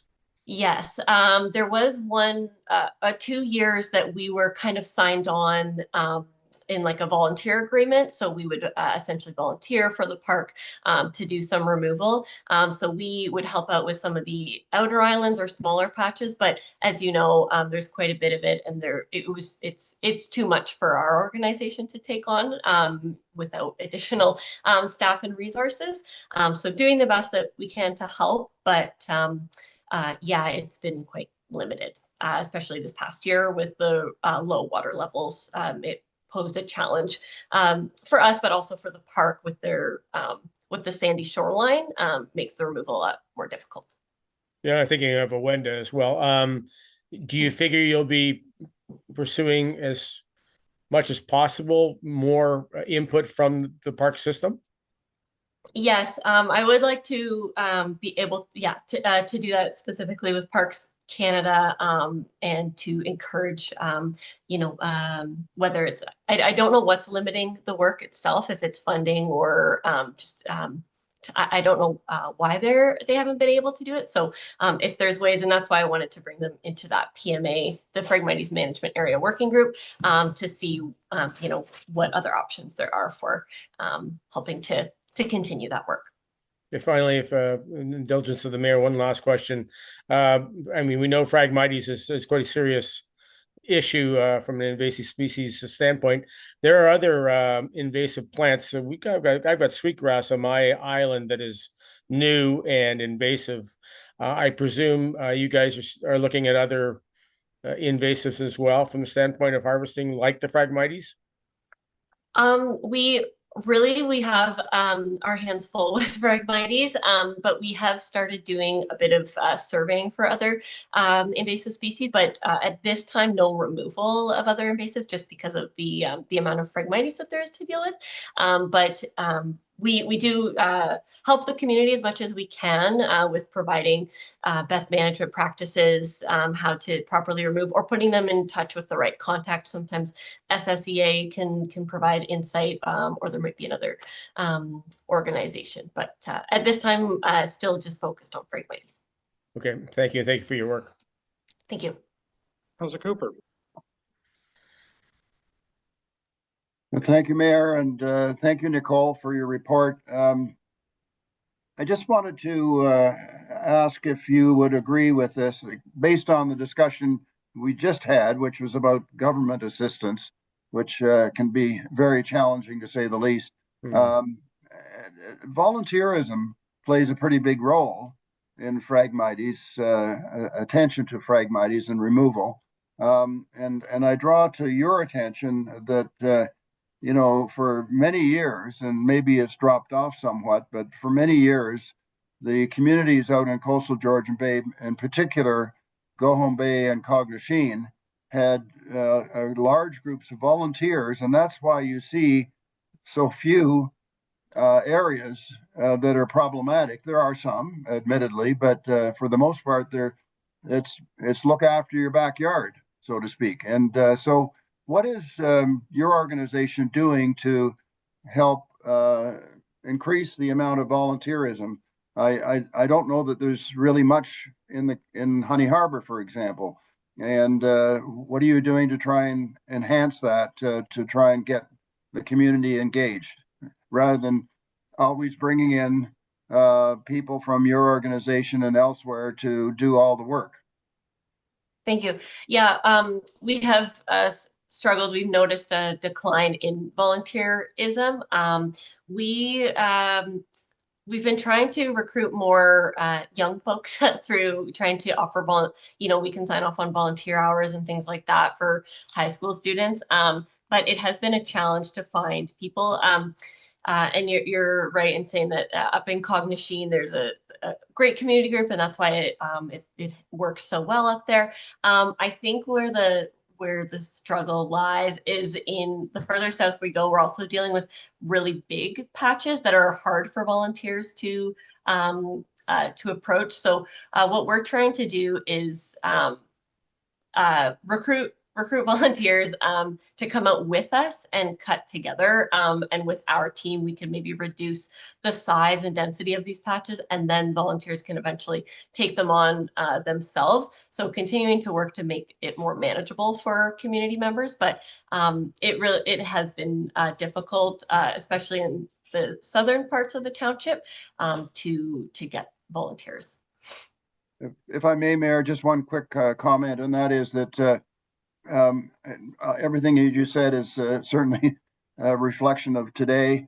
I hope you can get more volunteers, because one of the things you talked about was some of these stands are very large.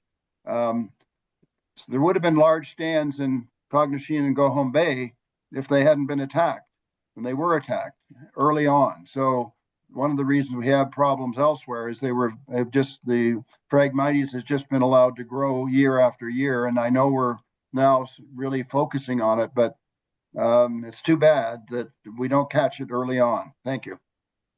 Thank you.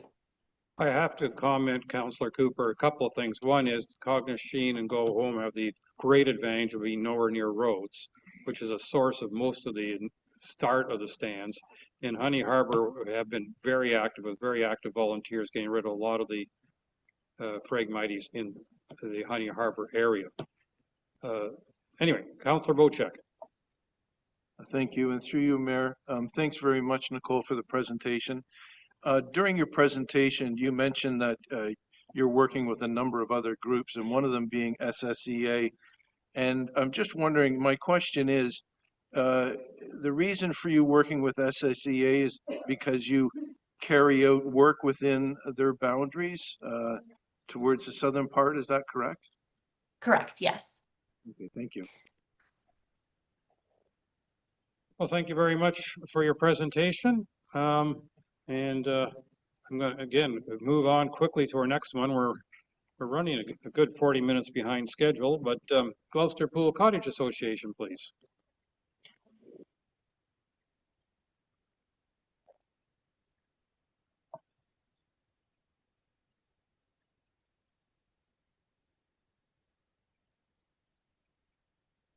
Hello, can you hear me? Good morning, Ms. Elliot-Fraser. Please go ahead. Okay, good morning, Your Worship, Mayor Coutier, councillors, staff, and honored guests. Thank you for giving the Gloucester Pool Cottagers Association an opportunity to request a grant of $1,600 at this meeting. I will be giving a condensed oral version of the letter submitted to you. I am Cheryl Elliot-Fraser, the president of the Gloucester Pool Cottagers Association. In 2026, the Gloucester Pool Cottagers Association will be celebrating their 25th year of Canoe for Cancer. This is a fundraising event for the Canadian Cancer Society. Paddlers start at the Big Chute and end at the Port Severn Park. To mark this special milestone, the GPCA is planning to expand the event by increasing participation and increasing money that is fundraised for the Canadian Cancer Society. This will be achieved through broader promotion and new festivities. A band has already been booked to play at the Port Severn Park from noon to 3 for 2026. In recognition of the significant occasion, the GPCA will be inviting dignitaries to provide opening remarks at the start of the paddle and to greet paddlers when they enter Port Severn Park. We hope that members of the council either participate or greet the paddlers at the park. In the past year, Councillor Graziano has participated in the paddle and raised money for the Canadian Cancer Society, and we really thank you. I know that there's been other councillors who have also participated, and we really thank you for doing that. Also, we are really thankful for the grants that you've provided us for Canoe for Cancer in the past. Canoe for Cancer is open to the public. In the past, paddlers have come from Windsor, London, Kitchener-Waterloo, Cambridge, Toronto area, the Greater Toronto area, Bobcaygeon, Peterborough, Ottawa, and several came from Port Severn, Honey Harbour, Orillia, Midland, and Wabashing this past year as they heard the advertisement on Bounce Radio. This past year was the first year that we've advertised on Bounce Radio. In 2026, the GPCA is planning on advertising more weeks to attract more participants from outside the area to the beautiful and scenic township of Georgian Bay. Parks Canada, the Federation of Ontario's Cottagers Association, and the Canadian Cancer Society will be promoting the event too. As well, there will be a radio station on the lake promoting the event. The Canadian Cancer Society has assured the GPCA that half the money raised will be going towards supporting cancer patients from the township of Georgian Bay who need rides and assistance with getting to cancer treatments. The GPCA will acknowledge the township of Georgian Bay by announcing their financial contribution to the event at the beginning of the event at the Big Shoot, and we will post the township's contribution on our social media pages, inform GCPA members through our emails, and we'll also post it in our yearly magazine. This is our yearly magazine. I don't know if you can see it. As the township of Georgian Bay is charging for the GPCA is charging the GPCA for the use of the tables and chairs for insurance and for a permit for the band at the Port Severn Park, the grant will go towards funding this expense as well as providing lunches for the paddlers. Additionally, we are hoping that the township waives parking at the Port Severn Park on the day of the event, which is Saturday, August 29th, 2026. The Gloucester Cottagers Association is very appreciative of the grant money that the township provided for Kidney for Cancer this past year. We used the money to pay for the rental of the chairs, tables, and insurance for the Port Severn Park. This year, the GPCA is only asking the township to consider providing a grant for one event, and that is being the Canoe for Cancer, especially as I've mentioned, it is their 25th anniversary. Canoe for Cancer brings tourists to the area and fundraises for a worthy cause. I want to thank you so much for considering this request and allowing me to speak today. Well, thank you very much. I'm glad you mentioned the date in your presentation because I'm not sure I saw it anywhere in the written material. So yeah, I don't think I did. No, I did. Council, any questions? Councillor Graziano. Thank you, and through your worship. Ms. Fraser, can you, and I'm sorry if maybe perhaps I didn't hear it clearly, can you articulate how much cumulatively the Canoe for Cancer has raised over its the course of the years that it's been running? So it's been $410,000. $410,000 total towards cancer research. In the last few years, it hasn't always been towards cancer research. So like we've been encouraging the Cancer Society to give money back into the community. And there was one year that we also raised money directly for RVH. So half the money went to the Cancer Society and half went directly to RVH. Excellent. I appreciate that. And one follow-up question, if I may, Your Worship. In the last 2 years, I recall on average, there's been roughly around 1.5 to 2 loads of paddlers on the Big Shoot Marine Railway. Do you happen to have an average attendance or the data on the average attendance in hand? And what does that look like overall, if I may ask? Okay, so normally we get at least 60 paddlers, and we have had as many as 150. This year we really want to get a lot more, and that's why, and we want to have a lot. We're hoping at least 150, and we're going to be doing that through advertising on the radio. We want to advertise more on the radio. We found it was really successful. We were surprised with how many people came from who told us that they heard it on Bounce Radio, and they came in. I mean, to have somebody come from Bobcaygeon, somebody come from Windsor, and heard about this, they were really glad. But also we were really surprised of the number of local people from Orillia, from Port Severn, from Midland, from Wabasha. They all said, "Hey, we heard about this and we wanted to try this event and be part of fundraising for the Cancer Society for to help people out with cancer." And it was interesting. They all had stories to tell, and it was quite a grueling paddle this year because of the wind. And yeah, they were all really happy that they were involved with it. But it was amazing what the radio advertisement did in terms of bringing people to the event. I appreciate that. Thank you very much. And this year was a grueling year with all the wind, especially having a 5-year-old additional passenger in our canoe. Thank you again for coordinating. Thank you for the answers today. You're welcome. Thank you. Not seeing any other hands raised, I'm going to say thank you very much for your presentation and all the information.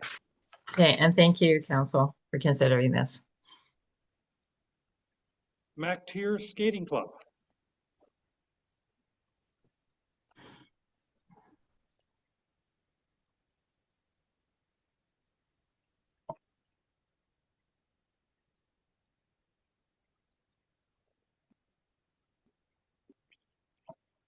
Thank you all so much for having me here today. Are you able to pull up my slideshow?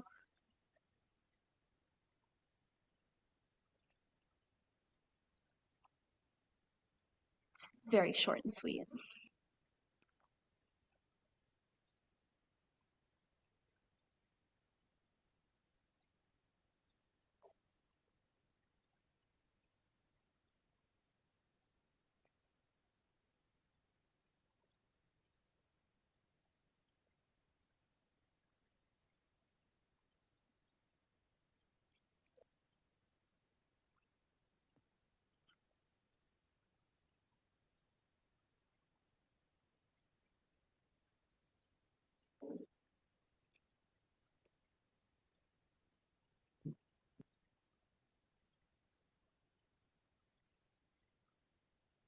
Okay, you can go to the next slide.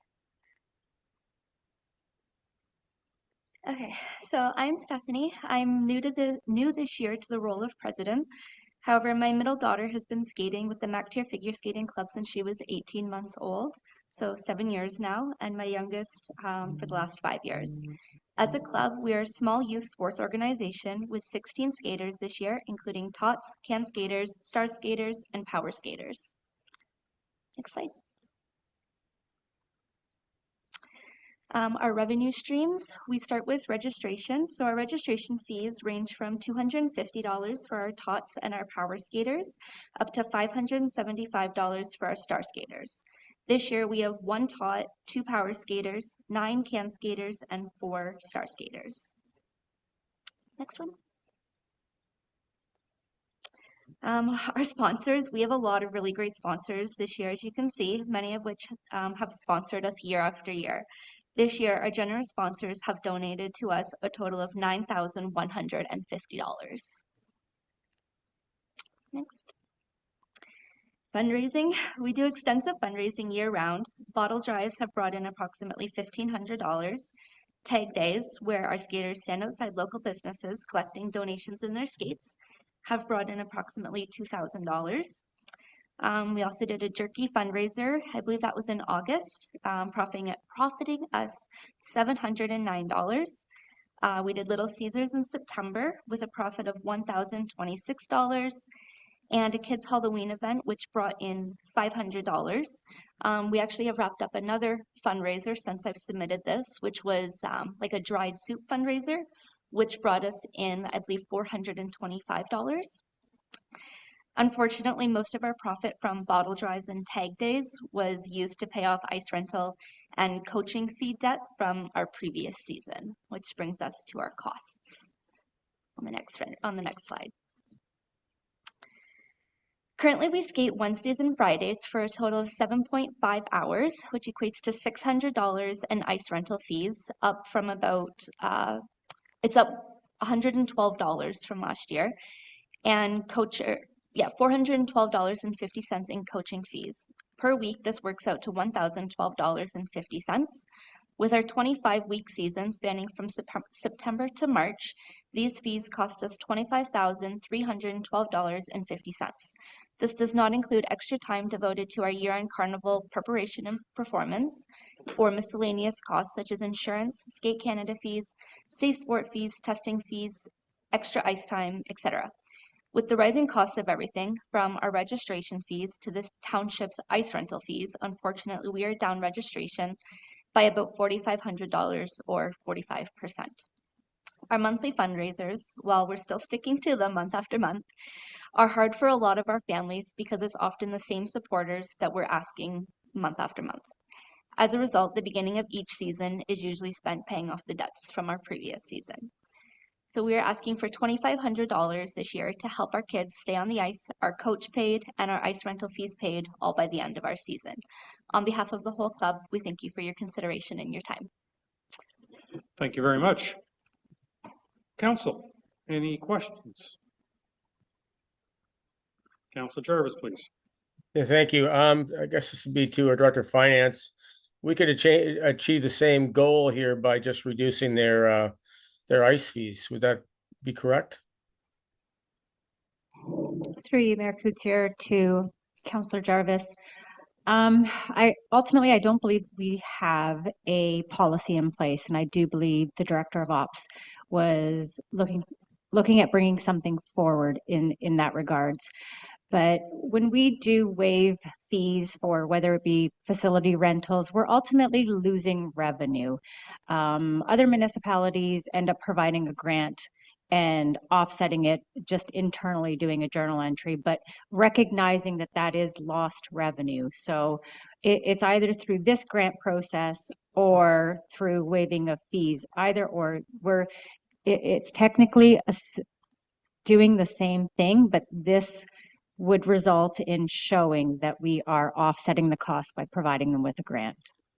Okay, I understand that. Okay. I mean, I'm just thinking that our idea here is to try and encourage use of the MacTier Arena, and I don't want to discourage use. I'd rather encourage it. So, but I appreciate your comments. Thank you. Thank you. Director Engel. Through you, Mayor Coutier.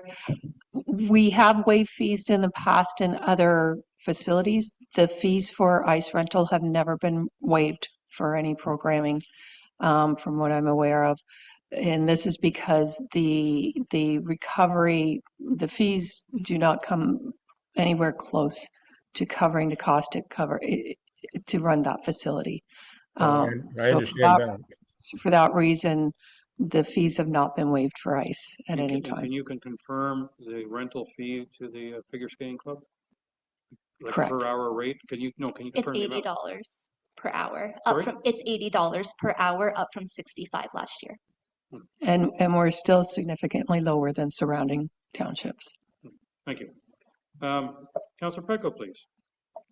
Thank you, and through your worship, just wanted to comment. I know how hard the figure skaters work, and the fundraisers are a constant fixture in MacTier, which is both great because it keeps the awareness up that you guys are working really hard in the community and making use of the facilities, but it's also a sign that you guys really need help in some way, one way or another. And I'm just curious, in terms of your advertising and outreach, do you think there's opportunities for you if there was some way to attract kids from the south end of the township, whether it's in Port Severn or Honey Harbor, and help transport them up to MacTier to participate in figure skating? Is that an option that could be looked at down the road? I know this is maybe a little bit aside of your grant, but part of your problem is you are losing registrants, and we have to help you find more registrants too. So Yeah, so I see that I put it in my letter, but I didn't include it in my presentation. We did advertise extensively. We went to local schools, welcome to kindergarten events, trying to bring in more skaters. We are down, we had 24 skaters last year. We are down to 16 this year. In part, I know that it's a few of our skaters moved away. A few of the ones that we lost were power skaters, so I don't know if we lost them due to hockey schedule or what that was about. But we are down on a lot of skaters, and yeah, we've done so much advertising. but we definitely need more skaters. Yeah. Okay, thank you. That's all I have. Thank you. All right, I'm seeing no more hands. Ms. Thank you. Armstrong, thank you very much for your presentation and the information provided. Council, normally to call a break around 11. We have 3 more. Shall we just power through and then take a break before we contemplate? Good, that's what we're doing. We're powering through the next 3, and then we'll take a break. SEGBAY, you're up, please.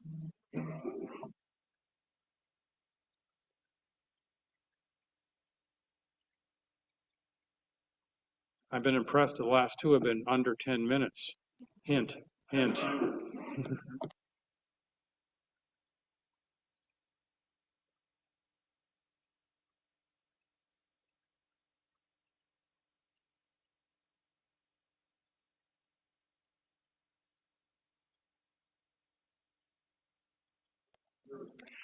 Thank you.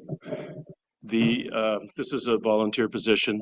All of our 11 directors are volunteers in the organization. I'd like to introduce Marlena De Silva, our new executive director, joining us in May of this year.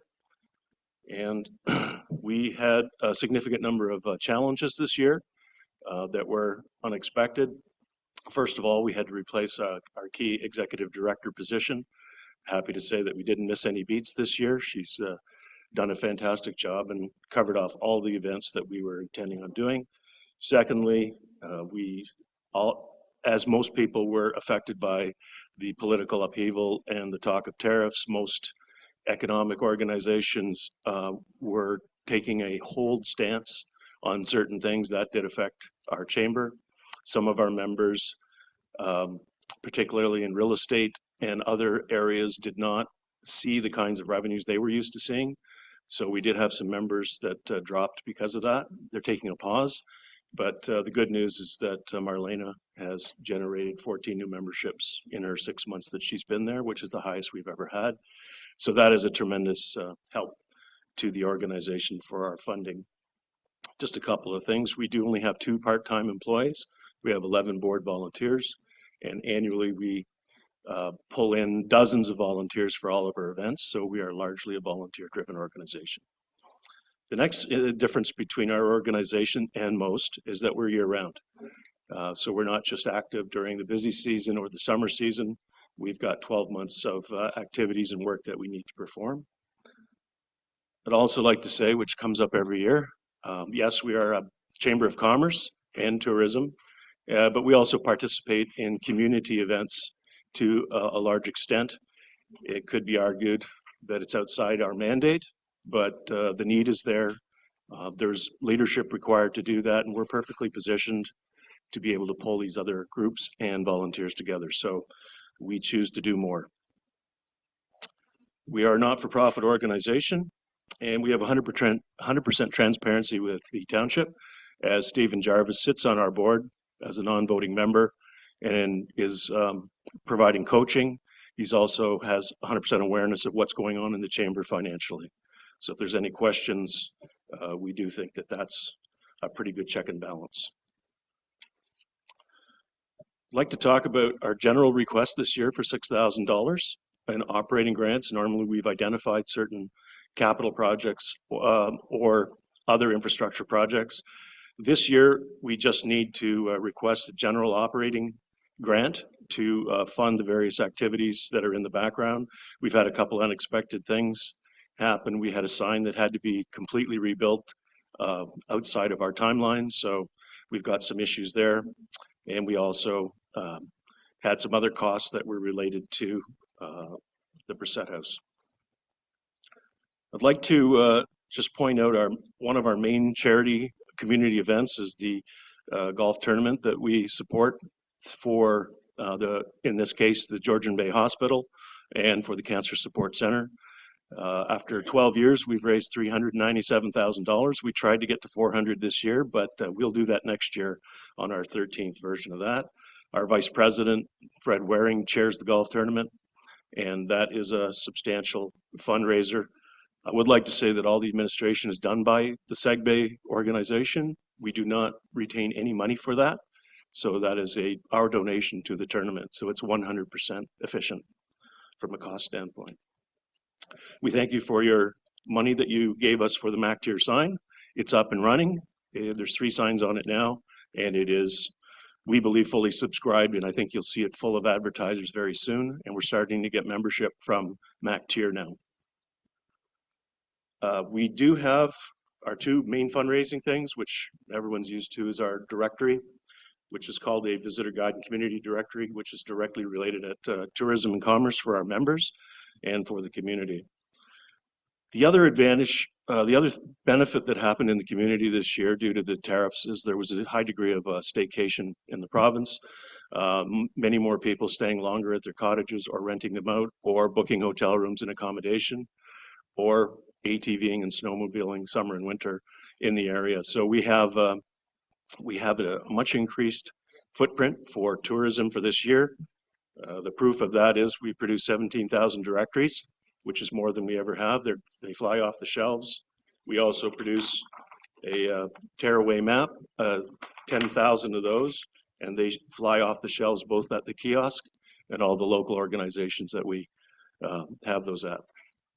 So that is good enough for us to prove that the digital marketing is not completely taken over and that actual tourism is up this particular year. Who knows how long it's going to continue.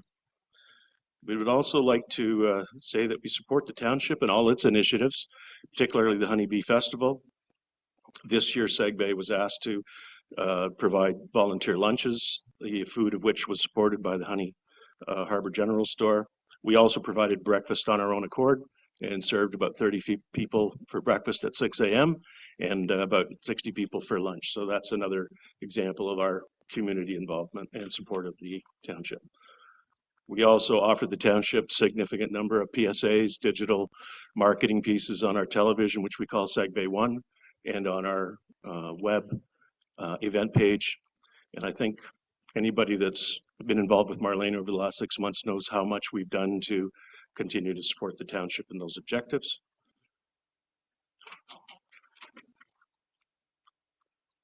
I would also like to say that our membership we have increased it 14 in the 6 months that she's been here. A good reflection of our effect in the business community from a commerce standpoint is our attendance at our AGM, which is coming up on Thursday night. We've sold out Raleigh Lodge, which is the first time we've ever sold out the event, and we have a waiting list of people that are not able to attend. So I think we're having an effect in the community on an ongoing basis year over year. And we do appreciate everything that Township has offered us in the past. We do appreciate the use of the Brissett House through our partnership with the Georgian Bay Historical Society and the Lions Club. You're going to see a Christmas tree lighting on December the 5th, which is going to take in lockstep with Slaying Hunger, which is a Township initiative. And you're going to see that all of these 3 organizations have come together to help in that regard. Again, that's more on our community involvement. And we would just like to say we hope for a continuing partnership with the council members, the staff. I would like to say thank you to the staff who have worked with us on several things that we've had to deal with in the last year, and very happy to report that it was a very productive relationship with staff. So thank you to staff. Thank you very much. Council, any questions for SEGBAY? Councillor Cooper, please. Thank you, Mayor. Just a couple of points. And starting with thank you to your organization for all the work that you do supporting other organizations in our community and in the area. That's terrific. In terms of understanding what SEGBAY really is, I wondered if you could tell me how you would describe your organization from 10,000 feet. Is it basically a business marketing organization? Is it an organization, if I was running a business in the township of Georgian Bay, where I'd make my decision as to whether I'm spending money on being a member of SEGBAY versus a member of or spending money online or spending money for radio or print. It's a tool, basically a marketing tool for a business in our community. Is that not correct? Primarily, we are commerce related. Most people join the chamber for exposure to our networking, our promotions, advertising, both digital and print. And that is the foundation of the chamber. Since its inception in '69, it's only been in the last 3 years that we've continued to push the boundaries of tourism and community involvement. Thank you. Thank you. Not seeing any other hands. I'll say thank you very much for your presentation. It's appreciated. Thank you. And now we go to the Friends of the Muskoka Watershed, please.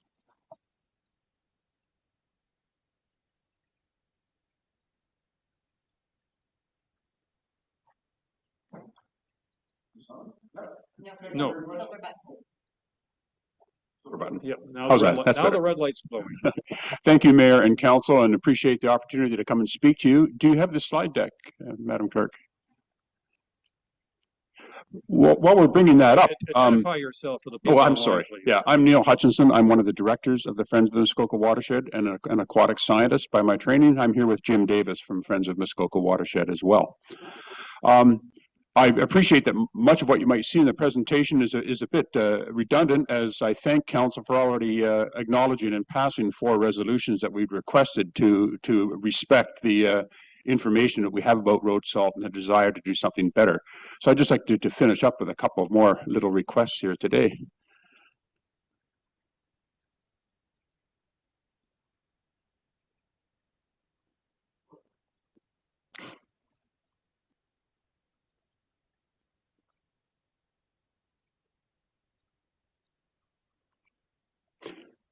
Here we go. One step forward. There we go. Thank you very much. Oh.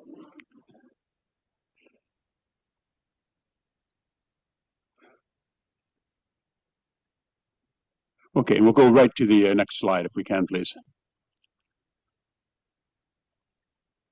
Great. I think we all know that the chloride ion in road salt is toxic. It was declared that way by Environment and Health Canada in 2001. What we're coming to appreciate is how toxic chloride is in the soft waters that we see once we're in the Canadian Shield, the Precambrian Shield. We know, we're quite aware of watching the trucks go down the road, putting large amounts of salt on. What we've been focusing on locally is more local sources, such as parking lots, schools, institutions, and personal contributions to the road salt loading. And the fact that as we get more lake effect snow and cycles through freeze-thaw in a warming climate, we might be tempted to be using even more salt than we have in the past. And that reinforcing that, as for most pollutants, the real best solution is source reduction. You add clean water, you'll get rid of it, but source reduction is the way to approach, the way to manage this particular pollutant. Next slide, please.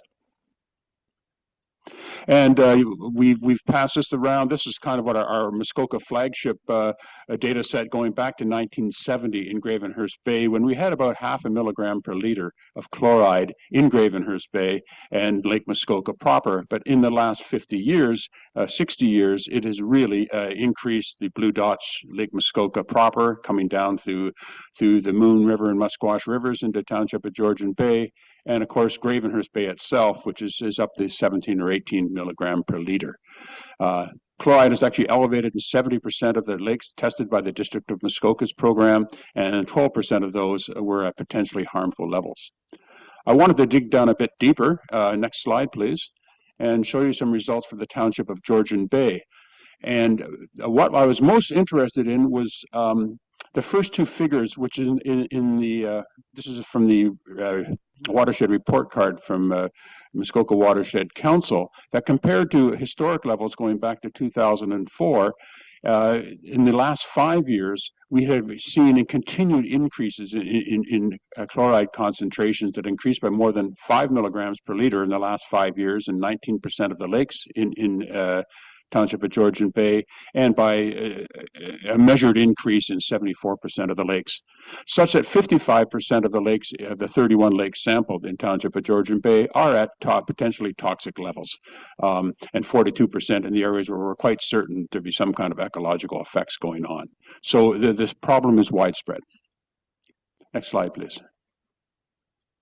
And what we recognize is that highway maintenance is what we thought was the biggest, was a big part of the problem. It still is. But looking around us closely, we see improper storage of salt behind our supermarkets, over applications where it's much more than is needed. And especially the bottom two are at the Bracebridge grocery store last March, and I almost tripped on all the road salt there. But what we're trying to do is bring local residents in to help identify the problems and bring the pressure on to manage them better. Next slide, please. And we've started doing this with a 2-year project of citizen scientists measuring different sources of runoff using conductivity meters. Is a very close relationship between conductivity, which you can measure cheaply and easily, and chloride, which costs about $30 a pop to send to the lab. But you see, we've sampled a variety of sources ranging from natural runoff, natural water bodies on the left of that graph, right up to storm sewer outfalls on the far right. And some astonishingly high, we're up to 40–50% of seawater concentrations of road salt in some of the sources that we've identified. And we want to keep on doing this. It's a good way for bringing citizens in and making them aware of the problem. That report is available on the Friends of the Muskoka Watershed website. Next slide, please. And of course, we all know that the damages go beyond lakes and streams into drinking water. We're all aware of the tragedy in Elliot Lake when road salt had caused the parking garage to collapse, killing people, and the problems with the Gardiner Expressway falling apart in Toronto, showing that we're interested in more than just the ecology, even though the ecology is our primary concern up here in Muskoka. And there's probably 30,000 tons per year of road salt entering Lake Muskoka and coming down into Township of Georgian Bay in a given year. And the Eco-Fiscal Commission estimated that every ton of road salt results in about $680 to up to $4,000 of damage in various forms. So that can translate into some pretty significant damages and good reasons to reduce our usage. Next slide, please. So what can we do? I think this is really the heart of the matter. What I'm here to talk about is the Salty Muskoka project, which is just, you have the details in front of you, and we respect the need for prompt timing here. But these are all recommendations that people can do to reduce the need for road salt and their own particular use of it. Next slide, please. And that brings us to the Salty Muskoka project, which is what we're here to talk about today, which is a grant from Eco Action Canada of $148,000, of which we have to raise half the price of that, half that cost within Friends of Muskoka Watershed. But what we're doing here is really working directly with citizens. Alicia Breckenridge, our staffer, is out talking to the Huntsville Library today, was at Gravenhurst yesterday, and she'd welcome an opportunity to come to Township of Georgian Bay. Developing a network where citizen scientists can use conductivity meters that we provide to document sources of chloride, and work with lake associations to educate and reduce salt use, to educate parking lot maintainers about smart about salt lessons. There's online courses you can take to how much do you really need. Educating stores, we've done door knocking campaigns up and down the main streets to educate stores and small businesses about alternatives and the need to use less. Tracking changes in chloride flowing into selected lakes before and after the outreach program, and working with teachers and students as well. So this is really the upshot of the program. It continues into April of the next year. Next slide, please. And again, I want to thank you once again, Township of Georgian Bay, for passing the 4 resolutions that you've passed, working to develop limited liability legislations to get the contractors off the hook and encourage them to use less. Get Ontario to fund and create an expert advisory committee, reducing road salt use as much as possible, and report your annual uses. The best way to document how well you're doing is to report on it and communicate this resolution. And we thank you. We're very pleased that every local area municipality and the district government have approved these resolutions or things quite close to them. And we thank you for that. Final slide, please. What we do ask of you, though, is provide financial support of $2,000 to the Salty Muskoka project in 2026. This is just to encourage buy-in to the program and to, I'll be quite honest, we'll come and talk to you even if you don't give us any money, but the money will be much appreciated to help match the grants from the federal government. I thank you very much. Well, thank you very much. Council, any questions for Mr. Hutchison? Councillor Jarvis, please. Thank you for the presentation. I'm just curious to know, I acknowledge that salt is obviously one of the highest contributors to chloride in the lakes, but is there possibly other sources for this increase in chloride in the lakes? Well, yes, the initial starting chloride is very much determined by the geology of the lake and the soils around the lake. Thick soils will leach out more chloride into the water, and granite rock is quite resistant. It resists very little, which is why the federal government guideline for chloride toxicity is much higher, because it considers lakes with higher calcium and higher natural sources of chloride. But the sources of chloride that are changing, natural sources will stay put. They've been that way since the last ice age. What the sources that are changing and increasing are really since the 1950s is the amount of road salt that we apply in our watersheds. And then just pursuant to that, I know that I've talked to our director of operations and about this, and my understanding is both the district and the municipalities within the district have been making a significant effort to reduce their usage of road salt. You acknowledge that there's it looks like it might be more of a private usage that's the issue here. I'm just wondering, is there any way you can determine which is the most or the largest contributor of those two categories? That's a good question. Our kind of rule of thumb we're working at is about 30% of it is from urban area sidewalk maintenance, parking lot maintenance, and your own personal sidewalk maintenance. About 70% are the big sources to the highways. And we do know the District of Muskoka have been very good about looking for alternatives. 2 weeks ago, a weather station went up at the end of my road in Bracebridge, which is pointed directly at the road and measuring temperatures. So now they're trying to get more precise about where they add them. And and the Commissioner of Engineering, James Steele, for the district is meeting me on Thursday morning. He wants to talk about what else that they can do to help as well. So getting the awareness out, I think, has been quite effective. One final question through the mayor. Do you have any influence on the province with regards to major highways like the 400 series? I believe that was directed to the mayor. No, it's directed to you through the mayor.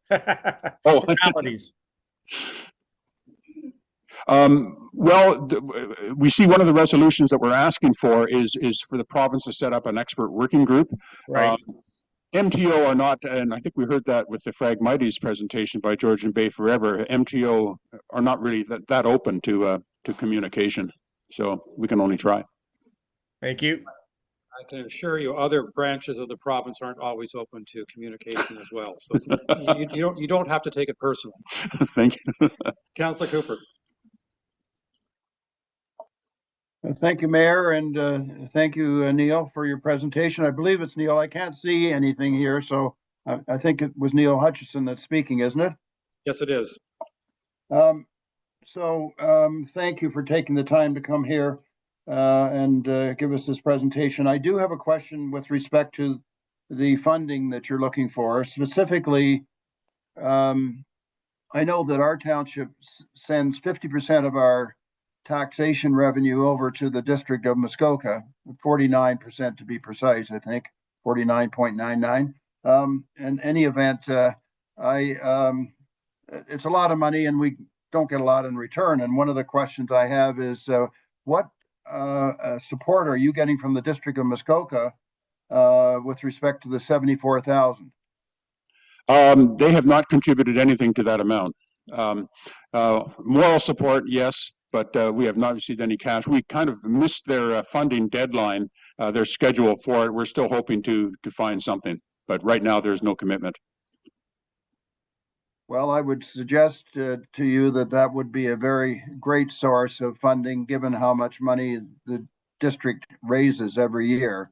And if you miss something, you could go cap in hand, perhaps, and ask council to give a consideration to this project because it's an important project. And I would be interested in the township contributing if the district contributes. Thank you. Thank you. We keep trying. May I suggest, Councillor Cooper, the district has not yet finalized their budget for 2026. Fair enough, Mayor. Thank you for that. And they have an opportunity to do something about it then. Thank you. Learned something. That's good. Any other comments or questions? Seeing none, I'm going to say thank you very much for coming over to our part of the. It's good to be here. Thank you. Georgian Bay Township Historical Society, you're our last presentation. Don't take advantage of the fact.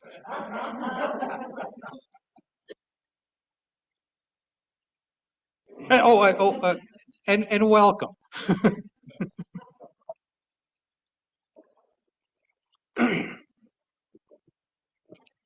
Well, good morning, Mr. Mayor and Council.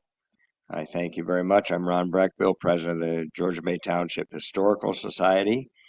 And we're here today asking for a grant, the purpose being to reclaim the Brissett homestead to a rural setting, and we're asking the amount of $9,500. And before I get started on the actual presentation, Karen, do you have the sheets that we sent to you?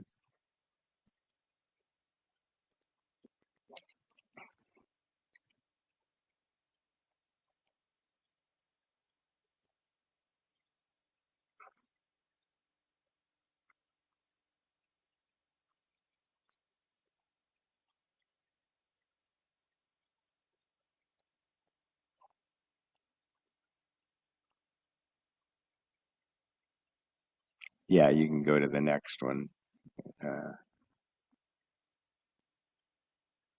And the next one. Okay. I just thought I'd briefly review what we've done with the monies that you as council have generously given the Historical Society over the past couple of years. And starting with the pathway, this is a picture of the pathway that goes up from the Brissett Homestead Heritage Park up to the Petrocan. And it's one of the steps that we feel is part of connecting the facilities that are available in Port Severn and making them easily accessible by walking. You know, as you may remember, some of our other wishes will be to put a crosswalk over to the waterfront park, as well as a good pathway over to the library, the community services building, and the municipal building. SEGBAY was very helpful, Arthur specifically, with his machine, and he cleared through the woods for us, volunteered to do that.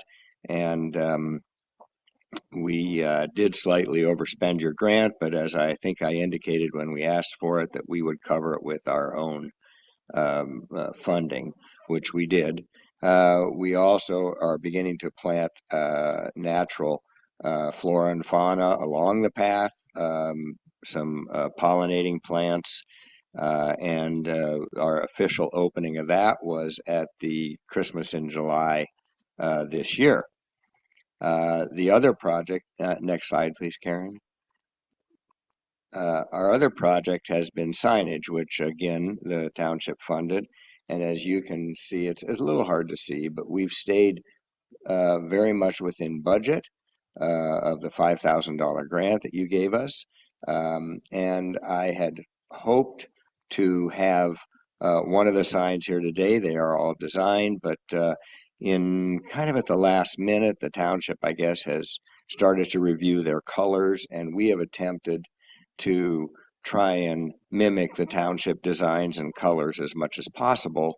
And our first go at it was the left ones, which are mainly green, And on the right, we mimic the colors of the banners and the township sign. And now we understand that there is some consideration to change the colors again. So we were ready to pull the trigger on getting the signage done this year, not erected, but completed. And I'd hoped to have one here to show you. But we have put a hold on that until we're sure as to what the township is doing, because we feel that our signs should be coordinated as much as possible with the township signs. And we're going to do some more signs within the next year or so, smaller signs around the property. But these two signs are the one up. The one on the top is the one facing the Petro-Canada station, so that people can see that there is, it's hard to see on that sign, but there's picnic tables, dog walking, historic displays and whatnot. And the other one would go on the front yard facing Lone Pine Road in order to let people know that it's a park area. And as far as the signs are going, I'm sure, I hope all of you have noticed, and I give a big thank you to Karen. The Milne paintings are now out in the lobby, and they look great, I think. And I think everyone thinks they look pretty good. All of our group does. And we included that sign as well. It wasn't originally included in the budget, but we were able to squeeze it in, and we came in slightly under budget on the signs. So some of the ongoing projects that we do have is our regular property and garden maintenance. This year, we repaired, restored, and installed the railings back on the Brissett house, plus we replaced the floor, the decking on the floor around the covered porch. Of course, we participated in Christmas in July, which was also our official path opening. And we're also enhancing and improving the Christmas lighting on the house. In fact, we have a group here today, which many of us are going back over there and finish that as well.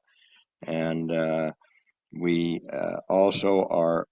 opened up and changed our barn display, and we're participating with SEGBAY, the township, and the Lions Club in the food bank. We rearranged it so that we have our 150-year-old horse-drawn sleigh there with a display to encourage people to donate to the food bank. And the township is putting a big thermometer. So I just let you all know that we need as many donations as possible. There's an anonymous donator that will match dollar for dollar up to $25,000. So we have a real opportunity here. And we're really proud to be partnering with other groups here in order to do that. And our tree lighting is the 3rd? December 5th. And sorry? Oh, at 7 o'clock. December 3rd, 7 o'clock for those who didn't hear on December 5th. December 5th, 7 o'clock for those who did not hear. December 5th, 7 o'clock. Bring your money for the food bank, please. Now to what we really would like to do is, if I could go to the next slide, Karen, please.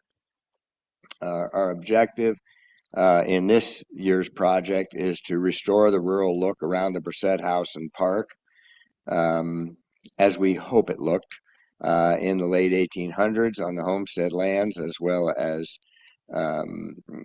masking it somewhat from the Petro-Can that's right next door. So if you could go to the next slide, please, Karen. As many of you are aware, with the emerald ash borer, we had quite a few ash trees, large ash trees in the front yard. And this is kind of what it looks like now. We've lost some big trees. There's still a dead one to come down. on the left, the propane tank, which is going to be removed. Oh, it's gone. Okay.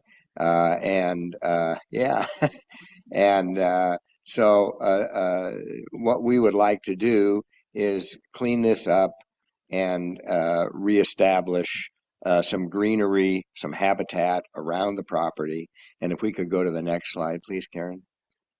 And this is, I don't know if I'll live long enough for this, but this is our artist conception. Our artist being Mike Wigg, one of our members, as to what we're looking at. That would mask the wall a little bit. It would not obscure the view of the Brissett House from the highway or the Petrocan, specifically the electric charging stations and whatnot. And we figure that we would need some backfill against their retaining wall and protect the existing trees, one tree that's left, removal of the other trees, and thank you, Mara, the propane tank is gone, and planting native trees, shrubbery, flora to create a habitat. You know, we're looking at planting trees and we've priced it, our estimates accordingly to 5 to 6 foot high trees. So we aren't going to start from seedlings, but we'd like to get a bit of a start on it. And then, you know, improve our landscaping a little bit around the sign, as you see there, and rockery. So in any event, the materials and the heavy work to be contracted, we're all getting too old to volunteer for that kind of stuff. Design and gardening work and supervision we would look after, and we estimate around $9,500. And you know, there could be some possible partnering opportunities. We haven't pursued it that far yet, but we always do. We try and spend that money as if it's our own. And so anyway, that is it. If anybody has any questions, I would be more than happy to entertain them. Thank you very much. Council, any questions for Mr. Brickville?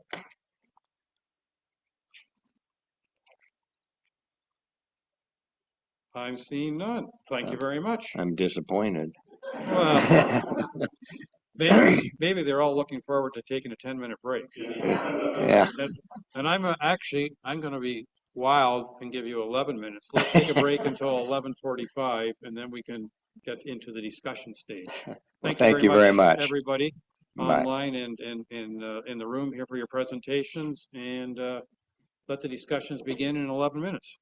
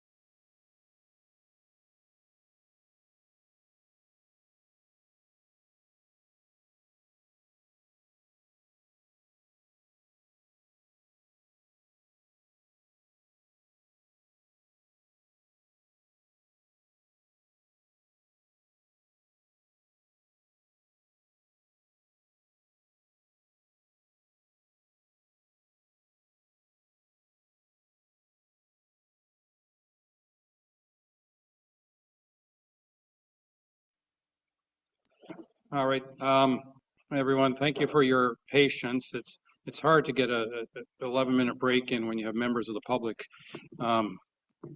interrogating us. Okay, having pleasant chats. So now we get into the decision aspect of this. Interestingly enough, the first two motions are in regard to the library and the SSEA, and they're basically just postponing discussion decision on that until tomorrow as part of our overall budget process. And so I'm just going to do those first two to get them out of the way because we'll be talking about it tomorrow. So I have moved by Councillor Predko, seconded by Councillor Hazelton. Be it resolved that Georgian Bay Public Library's 2026 budget allotment be considered by Council on November 26, 2025. All those in favor?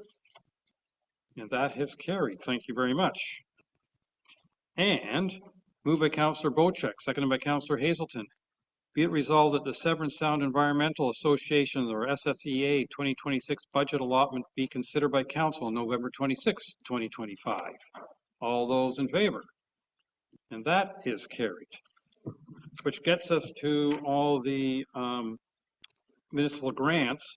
And my request and suggestion is that the first one we discuss would be the Biosphere, which means I'd hand the chair over to Councillor Predko and remove myself from the discussion and let a bunch of you resolve that, and then we'll get back to the rest.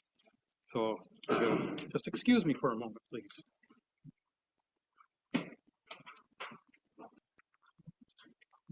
Take this one.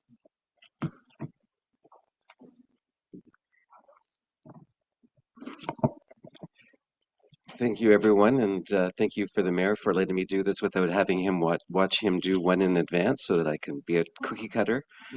But let's start off the discussion. So the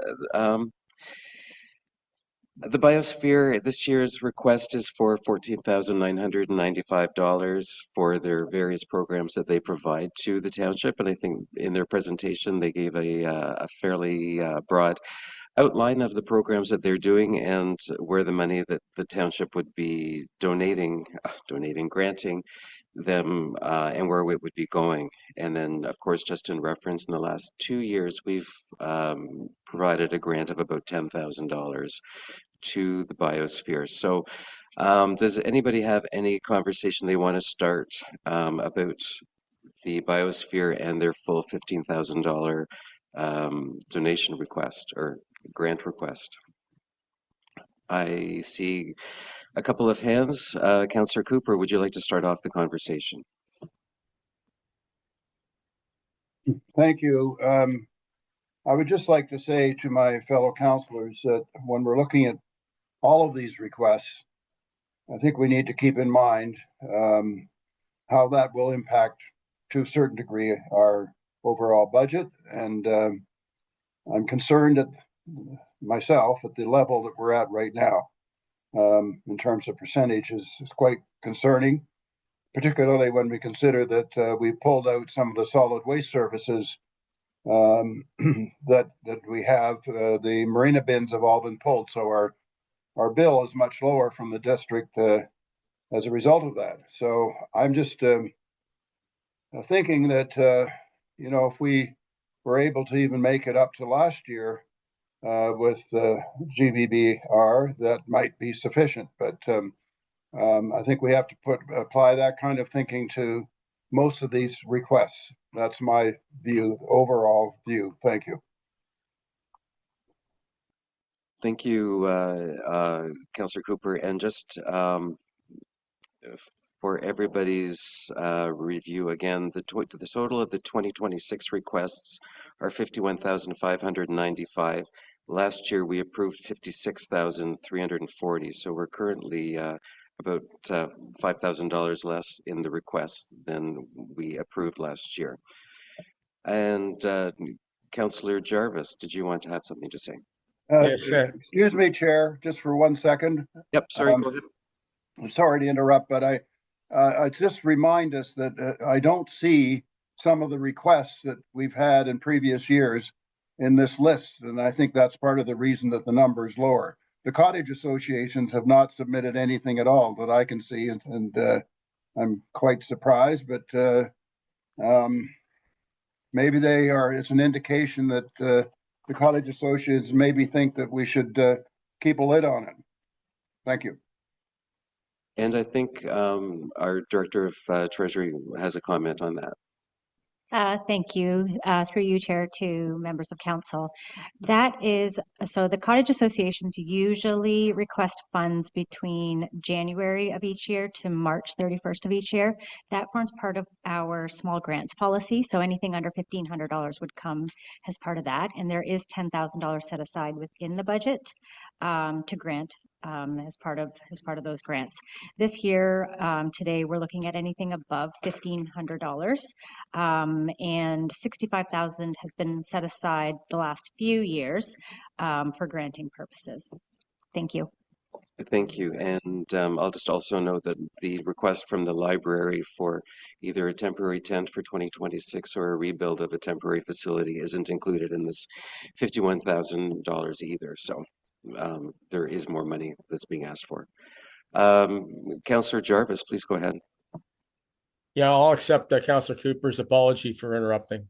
I'm just curious to know, obviously the request this year is very close to, I mean, we might as well say $15,000. Do we know what the request was the previous couple of years? Do we have a record of that somewhere? Does our clerk know by chance? $10,000 per year. That's what we've given them. What was their request? Yep. So in 2024, they requested 10. We gave them 10. In 2025, they requested 9,995, and that's what we gave them. Okay, I'm sort of thinking along the lines of Councillor Cooper on this, and we can draw the line and hold that level at 10,000. That'd be my thinking. Thank you. Okay. And Councillor Bocek. Thank you, Chair. Respectfully to the first round here, we weren't allowed to comment very much, and I appreciate that. But I'll comment now that I believe funding anything that is of advantage to our environment is well worth its while. There's some things that I don't feel are worthwhile, but I think anything that contributes to our environment is worthwhile, and I will support anything that that works with the environment. Thank you. Thank you. And so considering the comments we have today, I don't know if Councillors Hazelton or Cristiano have anything else they'd like to add to this discussion in this first round. But what I would suggest is maybe if there are no further questions, we can propose an amount of $12,500 and put it to a vote and see what level of support we have for that. Can I ask a question? Can I ask a question here? How did we get to the 12.5? I'm trying to average between the suggestion from Councillors Jarvis and Cooper and the ask amount. So I'm trying to see if there's an appetite to increase the amount from last year, and if we do not, then we'll review this again at an amount of $10,000. Thank you. Chair, if I could just suggest, since we have already heard from two councillors that maybe 10,000 is the number, why aren't we voting on that? Well, primarily because I haven't heard from the 2 or 3 other councillors. And if Councillor Hazelton, did you have a comment? Yeah, I'd support 10. Thank you. And Councillor Graziano? I'd support 10. Thank you. All right, then here we go. We'll have a vote on the motion for the Chair? $1,000. Chair, may I interrupt for just a moment? If we were to allow for inflation just over and above the amount that was given to the Biosphere last year, that would put us in and around the number you just suggested, would it not? Close to. Or not quite, no, it wouldn't. It would probably more than inflation, but I will read the motion at amount of $10,000. Be it moved by Councillor Bocek, and seconded by Councillor Stephen Jarvis. Be it resolved, the Council, per the Municipal Grant Policy C-23-383, hereby approve a municipal grant to the Georgian Bay Mnidoo Gamii Biosphere for the amount of $10,000 to be included in the 2026 operating budget. All those in favor? All right, that passed. And I'm going to hand the chair back to the regular chair.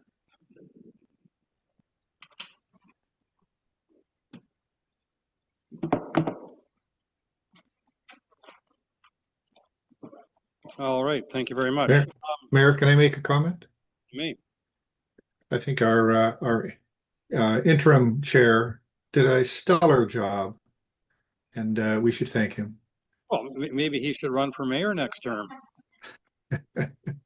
Oh, see? That's all there is to it. Oh, that's it. I hope everybody has seen a schedule that looks sort of like this, because that shows the amounts for the last half dozen years or so. If you need comparisons to the prior years, I think it was emailed out. Okay. Georgian Bay forever. They had an ask of $15,000, and I'm going to ask for any comments or questions, yays or nays, before we start calling for a vote. And I'm going to start with Councillor Jarvis and then go to Councillor Cooper. So I use the same argument we used for the Biosphere Reserve.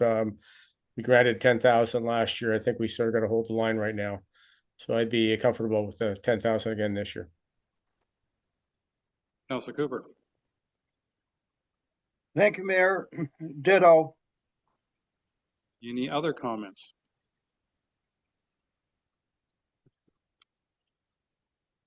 I'm seeing people flash back and forth, but I don't think I see any hands. All right. Councillor Bocek.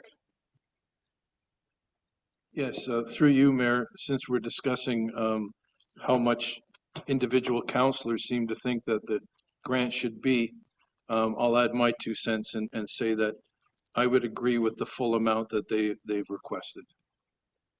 Thank you. Thank you. I find myself also in favor of the full amount, because I think one of the things that I found very interesting about Georgian Bay Forever this past year, when we had a spill in one of our bays, and they were asked to do some extra water testing, and they came in, they tested, and they provided a report and an email that was extremely useful for the people in that area at no charge. And I think that level of service and that availability is something that is very important. And we hope that they don't get called on for that kind of service that often, but I think it's very important that they were there and available and were able to do that for us.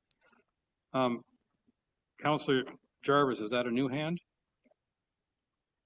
Indeed it is, but I think Councillor Pecco has not spoken already, so maybe we'll let him go first.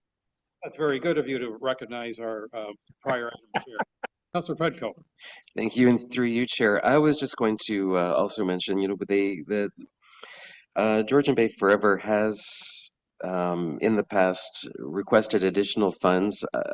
I think we have not respected or met that level of commitment that they've asked for in the past.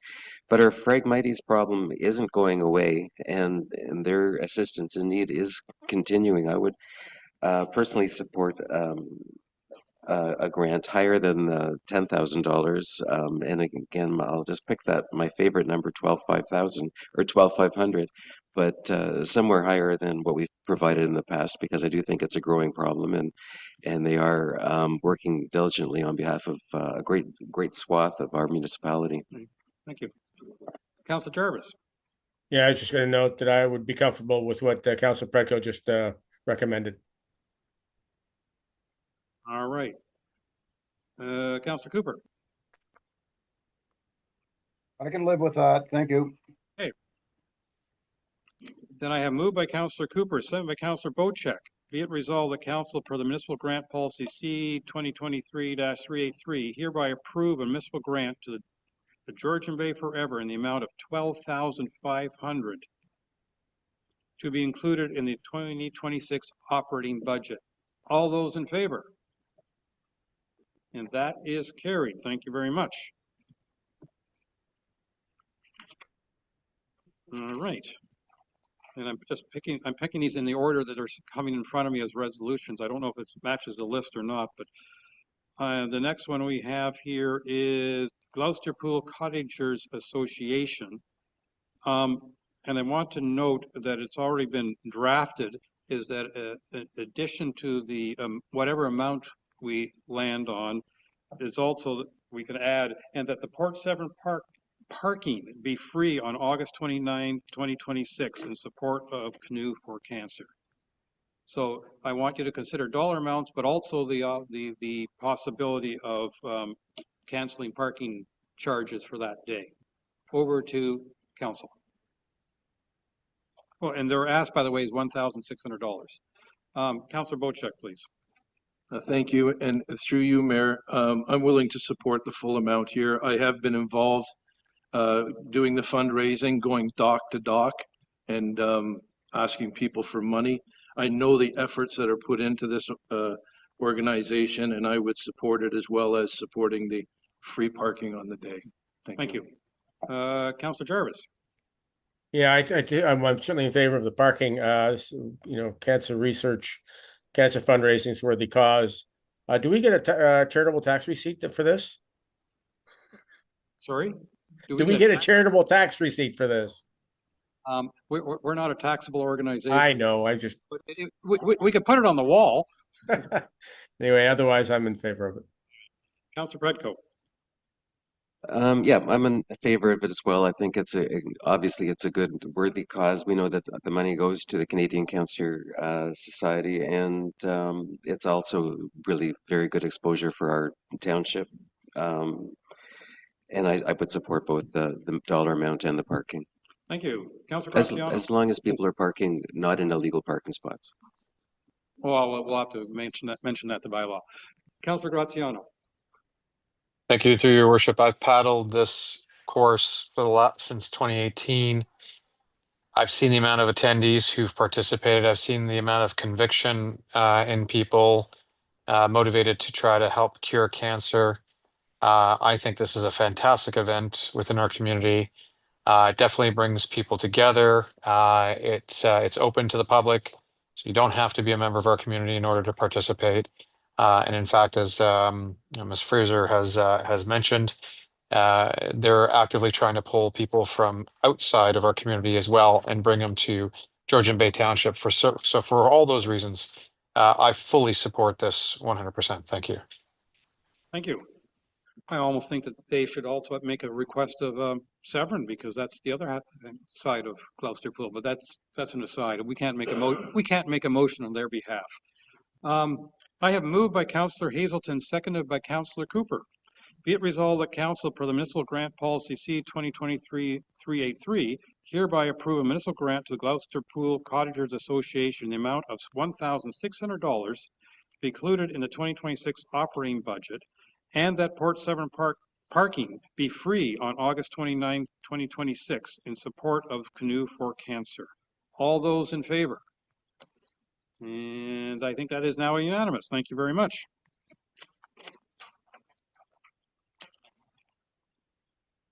MacTier Skating Club, $2,500. Council. Councillor Predko, please.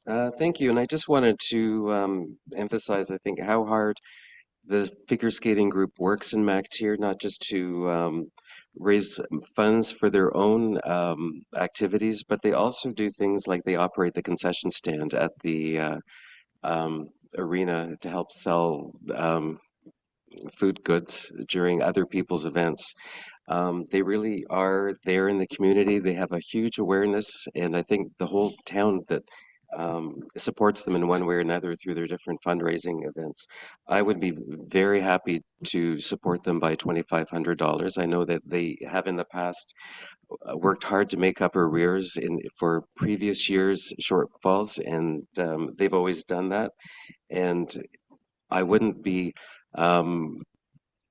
I wouldn't mind actually making a request to increase the amount to $3,000 if township agreed, just to help them relieve some of their fundraising initiatives in the community. Thank you. Councilor Graziano. Thank you, through your worship. I would concur. I know firsthand how hard the figure skating club works and how much of a how much support they receive from within the community. Although not necessarily open to everybody, I fully support this, specifically in the fact that you know, supporting the younger generations and giving them opportunities within our community is incredibly important to me. And I would second Councillor Predko's recommendation should council agree and should that be possible. Thank you. Thank you. Councillor Bocek. Thank you, and through you, Mayor, I can certainly understand the want here being, it's hard to get volunteers in the MacTier area to do anything for the community. And I definitely would support and second the motion to increase this amount to $3,000. Thank you. Councillor Jarvis. Yeah, well, I'm not necessarily in favor of increasing the amount. I have no problem with the amount requested. And my argument for this is, as earlier, I think any promotion we can provide for that arena can only help bring in more business one way or the other down the road. So I think we should be encouraging this. And if this is what it takes, I mean, I think it's open to anybody in light of Councillor Graziano's comments. I think if he wanted to strap on a pair of skates, I'm sure they'd allow him to join their figure skating club. And I would quite enjoy watching him participate. So I'm in agreement with what is being proposed. Thank you. Well, you know, I think watching some of our councillors, myself included, skate around some political challenges that we occasionally, I had to do it. I had to do it. All right. No, I'm not expecting a career in the humor business. I'm going to bump it to 3,000, and we're going to see whether that carries. So I have moved by Councillor Jarvis, seconded by Councillor Predko. Be it resolved that Council, per the Municipal Grant Policy C 2023-383, hereby approve a municipal grant to the MacTier Skating Club in the amount of $3,000 to be included in the 2026 operating budget. All those in favor? 1, 2, 3, I got at least 4. That is carried. Thank you very much.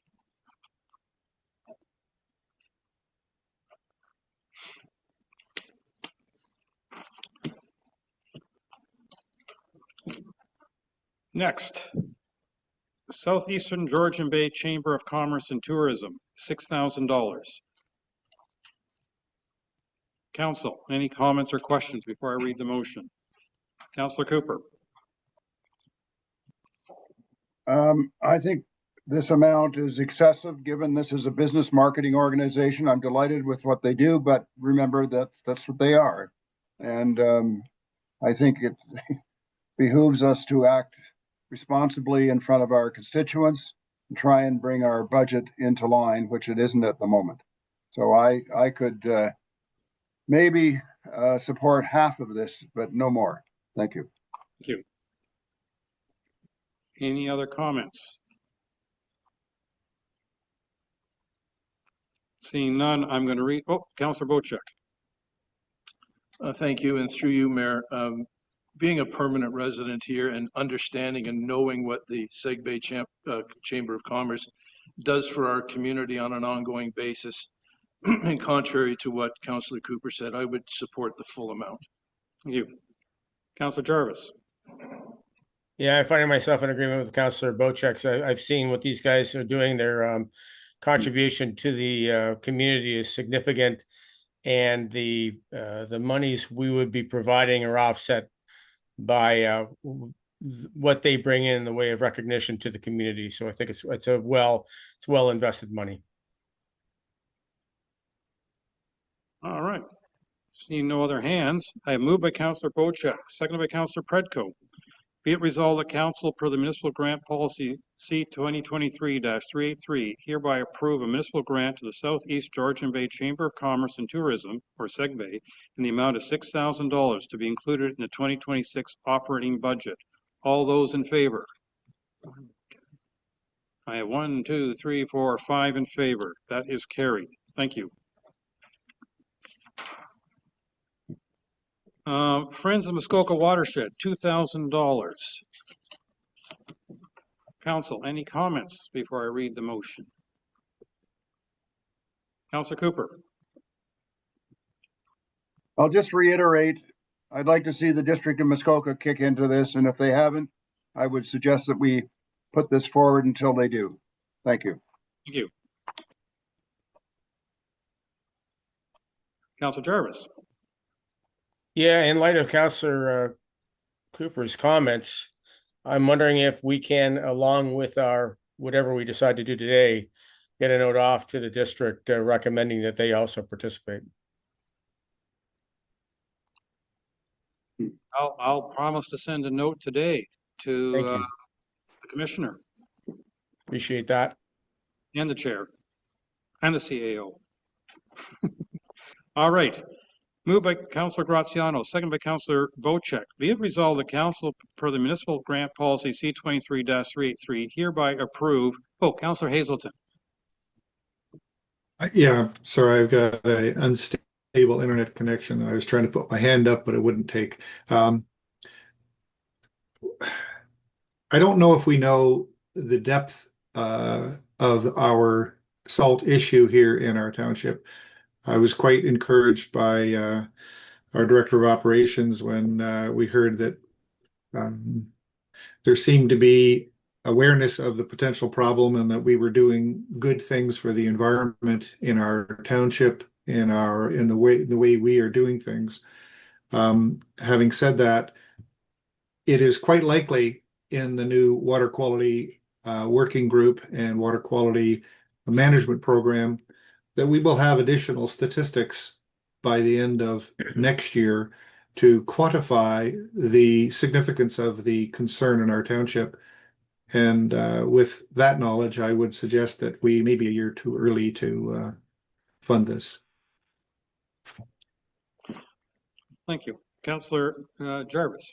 Yeah, I only counter that with the comments made by the Friends of the Watershed that the whatever's going into the system, we know ends up in the Georgian Bay, and whether it is something that's directly from our municipality or not.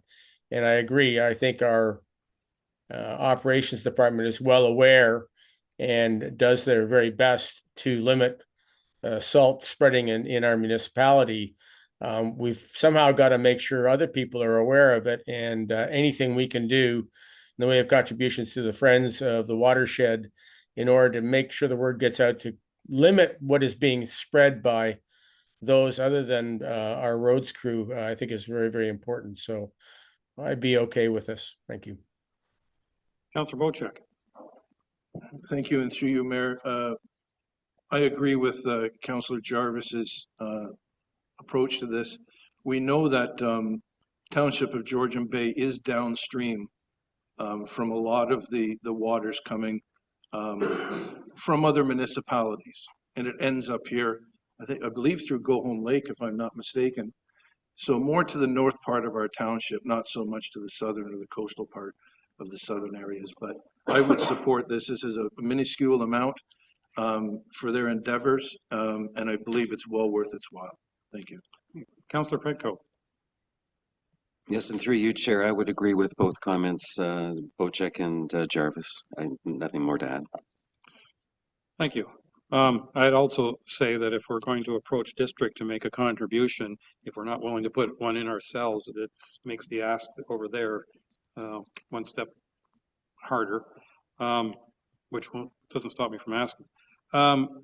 I have moved by Councillor Graziano, second by Councillor Bocek. Be it resolved, the Council for the Municipal Grant Policy C23-383 hereby approve a municipal grant to the Friends of Muskoka Watershed in the amount of $2,000 to be included in the 2026 operating budget. All those in favor? 1, 2, 3, 4. I have 5, including myself. That is carried.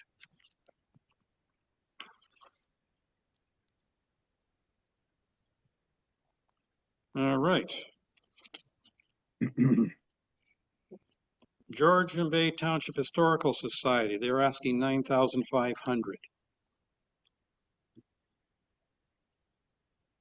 While the people are thinking about asking questions, I will ask a question of probably our Director of Operations. A lot of this money is for, I'm going to call it landscaping of what I believe is township property. And it's the same question I think I ask almost every year. Why are we giving the Historical Society money to improve township property, as opposed to the township doing the work themselves? Through you, Mayor Coutier, I do not have any money in my budget to improve this area. I don't have any funding for tree planting. All right, so I'm just going to ask one more question because it's still waiting for other hands to appear. So $9,500. Would it make more sense to give that money to the Historical Society to get this work done versus you, because you don't want it added to your list, even if we gave you the money for it? Through you, Mayor Coutier, my concern in that location is the retaining wall and potential impact of tree roots and such. So if it's the will of council that we go ahead with this, I would prefer the funding come to me directly so I can ensure that any work is done there without any negative impact and possible future lawsuit to that retaining wall. Okay, thank you. Now I'm seeing hands. Councillor Bocek, please.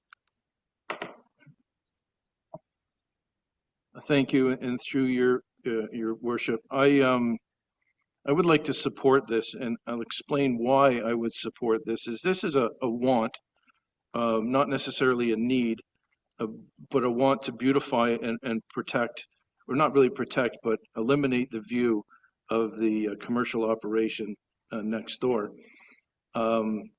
Again, being a local resident and knowing what this historical society does and has done, I think it's well worth our while. And I'm not sure that the $9,500 going directly to the township, being what the cost of a government to do work as opposed to an independent organization doing the work, that this would even begin to cover the studies involved. So from this councillor's point of view, I would like to support the $9,500 going to the group. Thank you. Thank you. Councillor Predko. Thank you, and through you, your worship. So I appreciate the care and the work that the Historical Society does with the Brissett building. And it is a little bit of a challenging location being right next to a gas station, but I would personally be concerned about interfering with the integrity of the retaining wall. You know, I couldn't tell from the pictures if it looked like they were removing the retaining wall or they were just building up earth beside it with trees. And if the roots interfere with the retaining wall, I would have some concerns that we're posing ourselves for a longer term issue.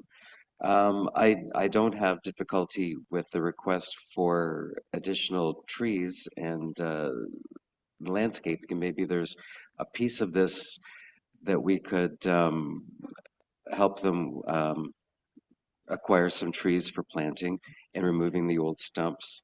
But I don't think that it would be wise for us without an environmental study of some sort or a landscaping study to interfere with the retaining wall too closely. And I think probably our planning and building departments, if we were having a minor variance or a zoning application come towards us, we would be equally concerned about altering the neighbor's site. Thank you.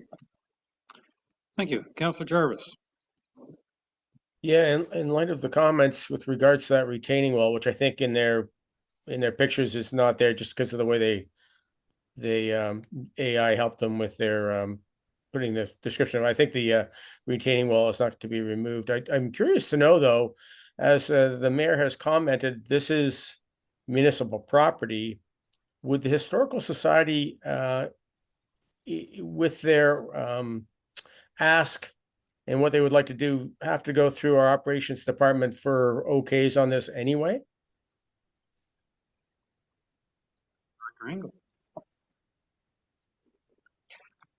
Through you, Mayor Kudzier, as we've seen with the walkway going up to the gas station, no. The operations department was not made aware of the work nor gave any approval, from my understanding, to that work. Approval was assumed through the approval of the grant. So if it is the will of council that that approval needs to come from the operations department, then I would suggest that that be included as part of the grant approval. And just to clarify, that retaining wall is not on our property. That is on the adjacent property. Any interference that we have would open us up to either lawsuit or substantial cost for us to repair or replace that retaining wall. Thank you. CEO Mariotti, I swear I see your finger itching.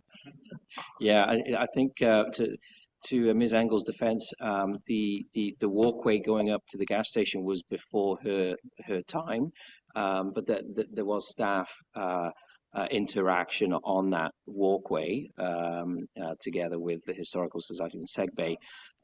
But in terms of any work any beautification that does happen, I would see without a doubt that there would be communication between SEGBAY Historical Society and staff to make sure that there are no longer term issues associated with any changes. Thank you. Can I just follow up then, Mayor, if it's all right? Absolutely.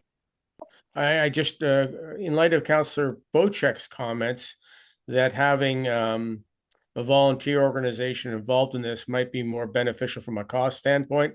But if we have some requirement that the Historical Society, SEGBAY, whatever, stay in touch with our operations department with regards to what they plan to do, I think I could accept this proposal. Thank you. Councillor Cooper, please.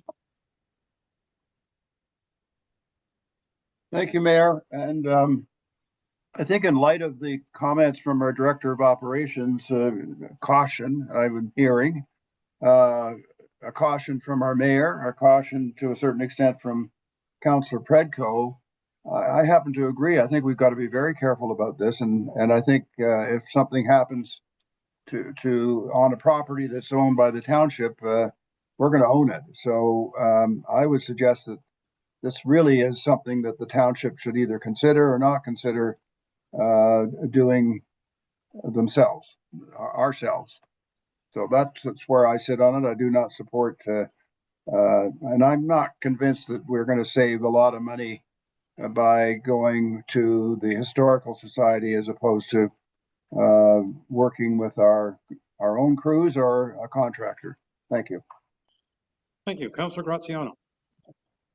Thank you. And through your worship, similar to Councillor Bocek's comments, I do feel that there could be a more efficient cost realization if we have a third party do the work, should the work be done, relative to perhaps the municipality. I could be incorrect. I don't know what costing would look like through the municipality. Second to that, based on the rendering, I didn't see the trees being so close to the wall, albeit I don't have any mechanical designs or drawings to confirm that. But based on the rendering that I did see, it seemed like there was lower on the bottom side.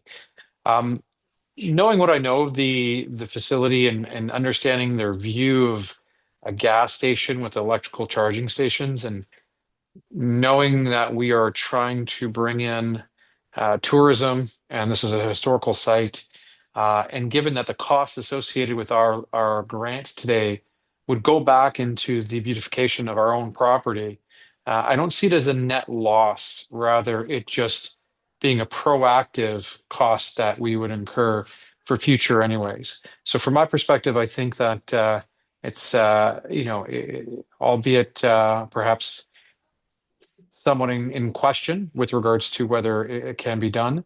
I fully support it. And I would wonder whether the owner of the property, the abutting the Brissett House, would in fact waive any issues should trees be planted there, perhaps indemnifying the township. So just my 2 cents. I support this. Thank you.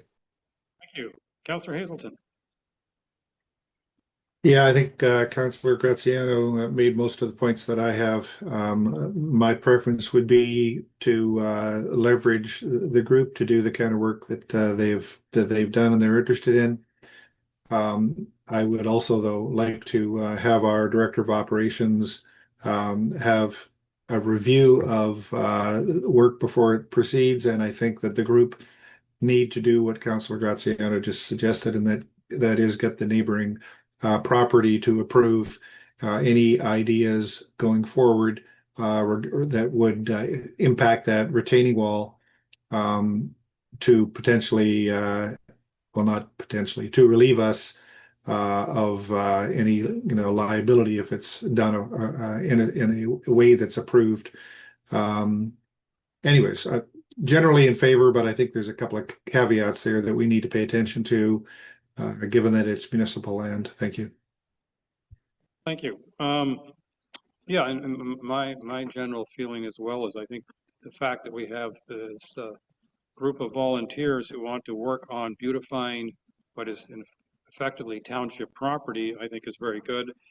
For clarification, even though it wasn't clear in the illustration, according to the words I read, they have no intention of removing that retaining wall, but they were talking about mounting some dirt against it, which I think is maybe questionable. Maybe it makes more sense to build a garden that's a few feet farther away from the wall and plant a row of trees with call it a reasonable gap. Arthur, you wanted to throw a comment in? You have to be brief because this is not a public portion of our meeting, but. As a director of the Georgian Bay Historical Society, the tree line is anticipated to be 3 to 4 feet from the retaining wall for the root issue.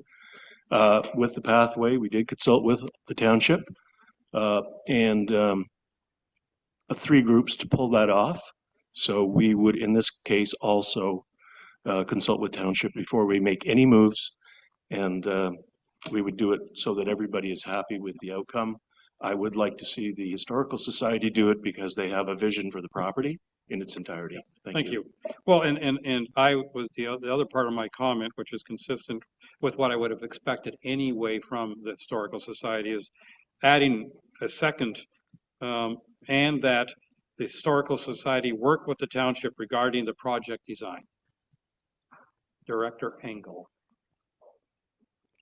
I would like to see that an arborist recommend the trees so they can ensure that it is a root system that won't impact the retaining wall. But I think that comes under work with the township regarding the design.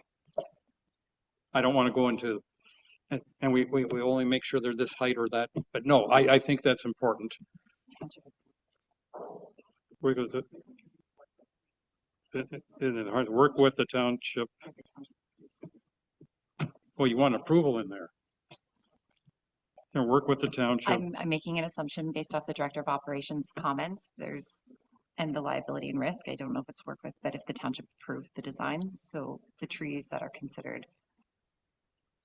I think if we are going to be accepting any liability that results from those trees, we need to have it documented that we approve that they go in.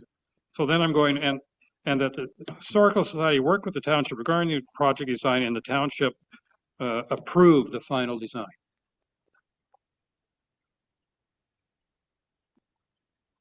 Okay. Let's try this. Moved by Councillor Graziano, second by Councillor Cooper.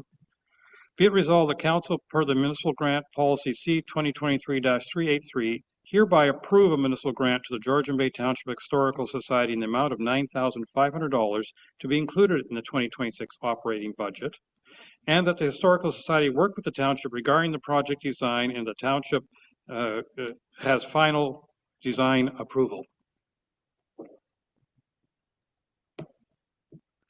All those in favor? 1, 2, 3, 4, and I make 5, and that gets 6. I got at least 6 in favor. That is carried. Thank you very much. All right, I think that's our list. Have we missed anything? I'm going to take that as a no. Moved by Councillor Bocheck, seconded by Councillor Cooper. Be it resolved the council adopts the bylaw 2025-078 to confirm the proceedings of the November 25, 2025 special council meeting. All those in favor? And that is carried. Thank you very much. Moved by Councillor Graziano, seconded by Councillor Jarvis. Be it resolved the council is now adjourned at 12:37 until November 26, 2025 at 9 a.m. That's tomorrow morning. Is that a question or a vote? Oh, or at the call of the chair. Now, all those in favor? And that is carried, and we are adjourned. Thank you very much. See you again in whatever the math works out to be, 20 and a half hours from now. Have a good day, all.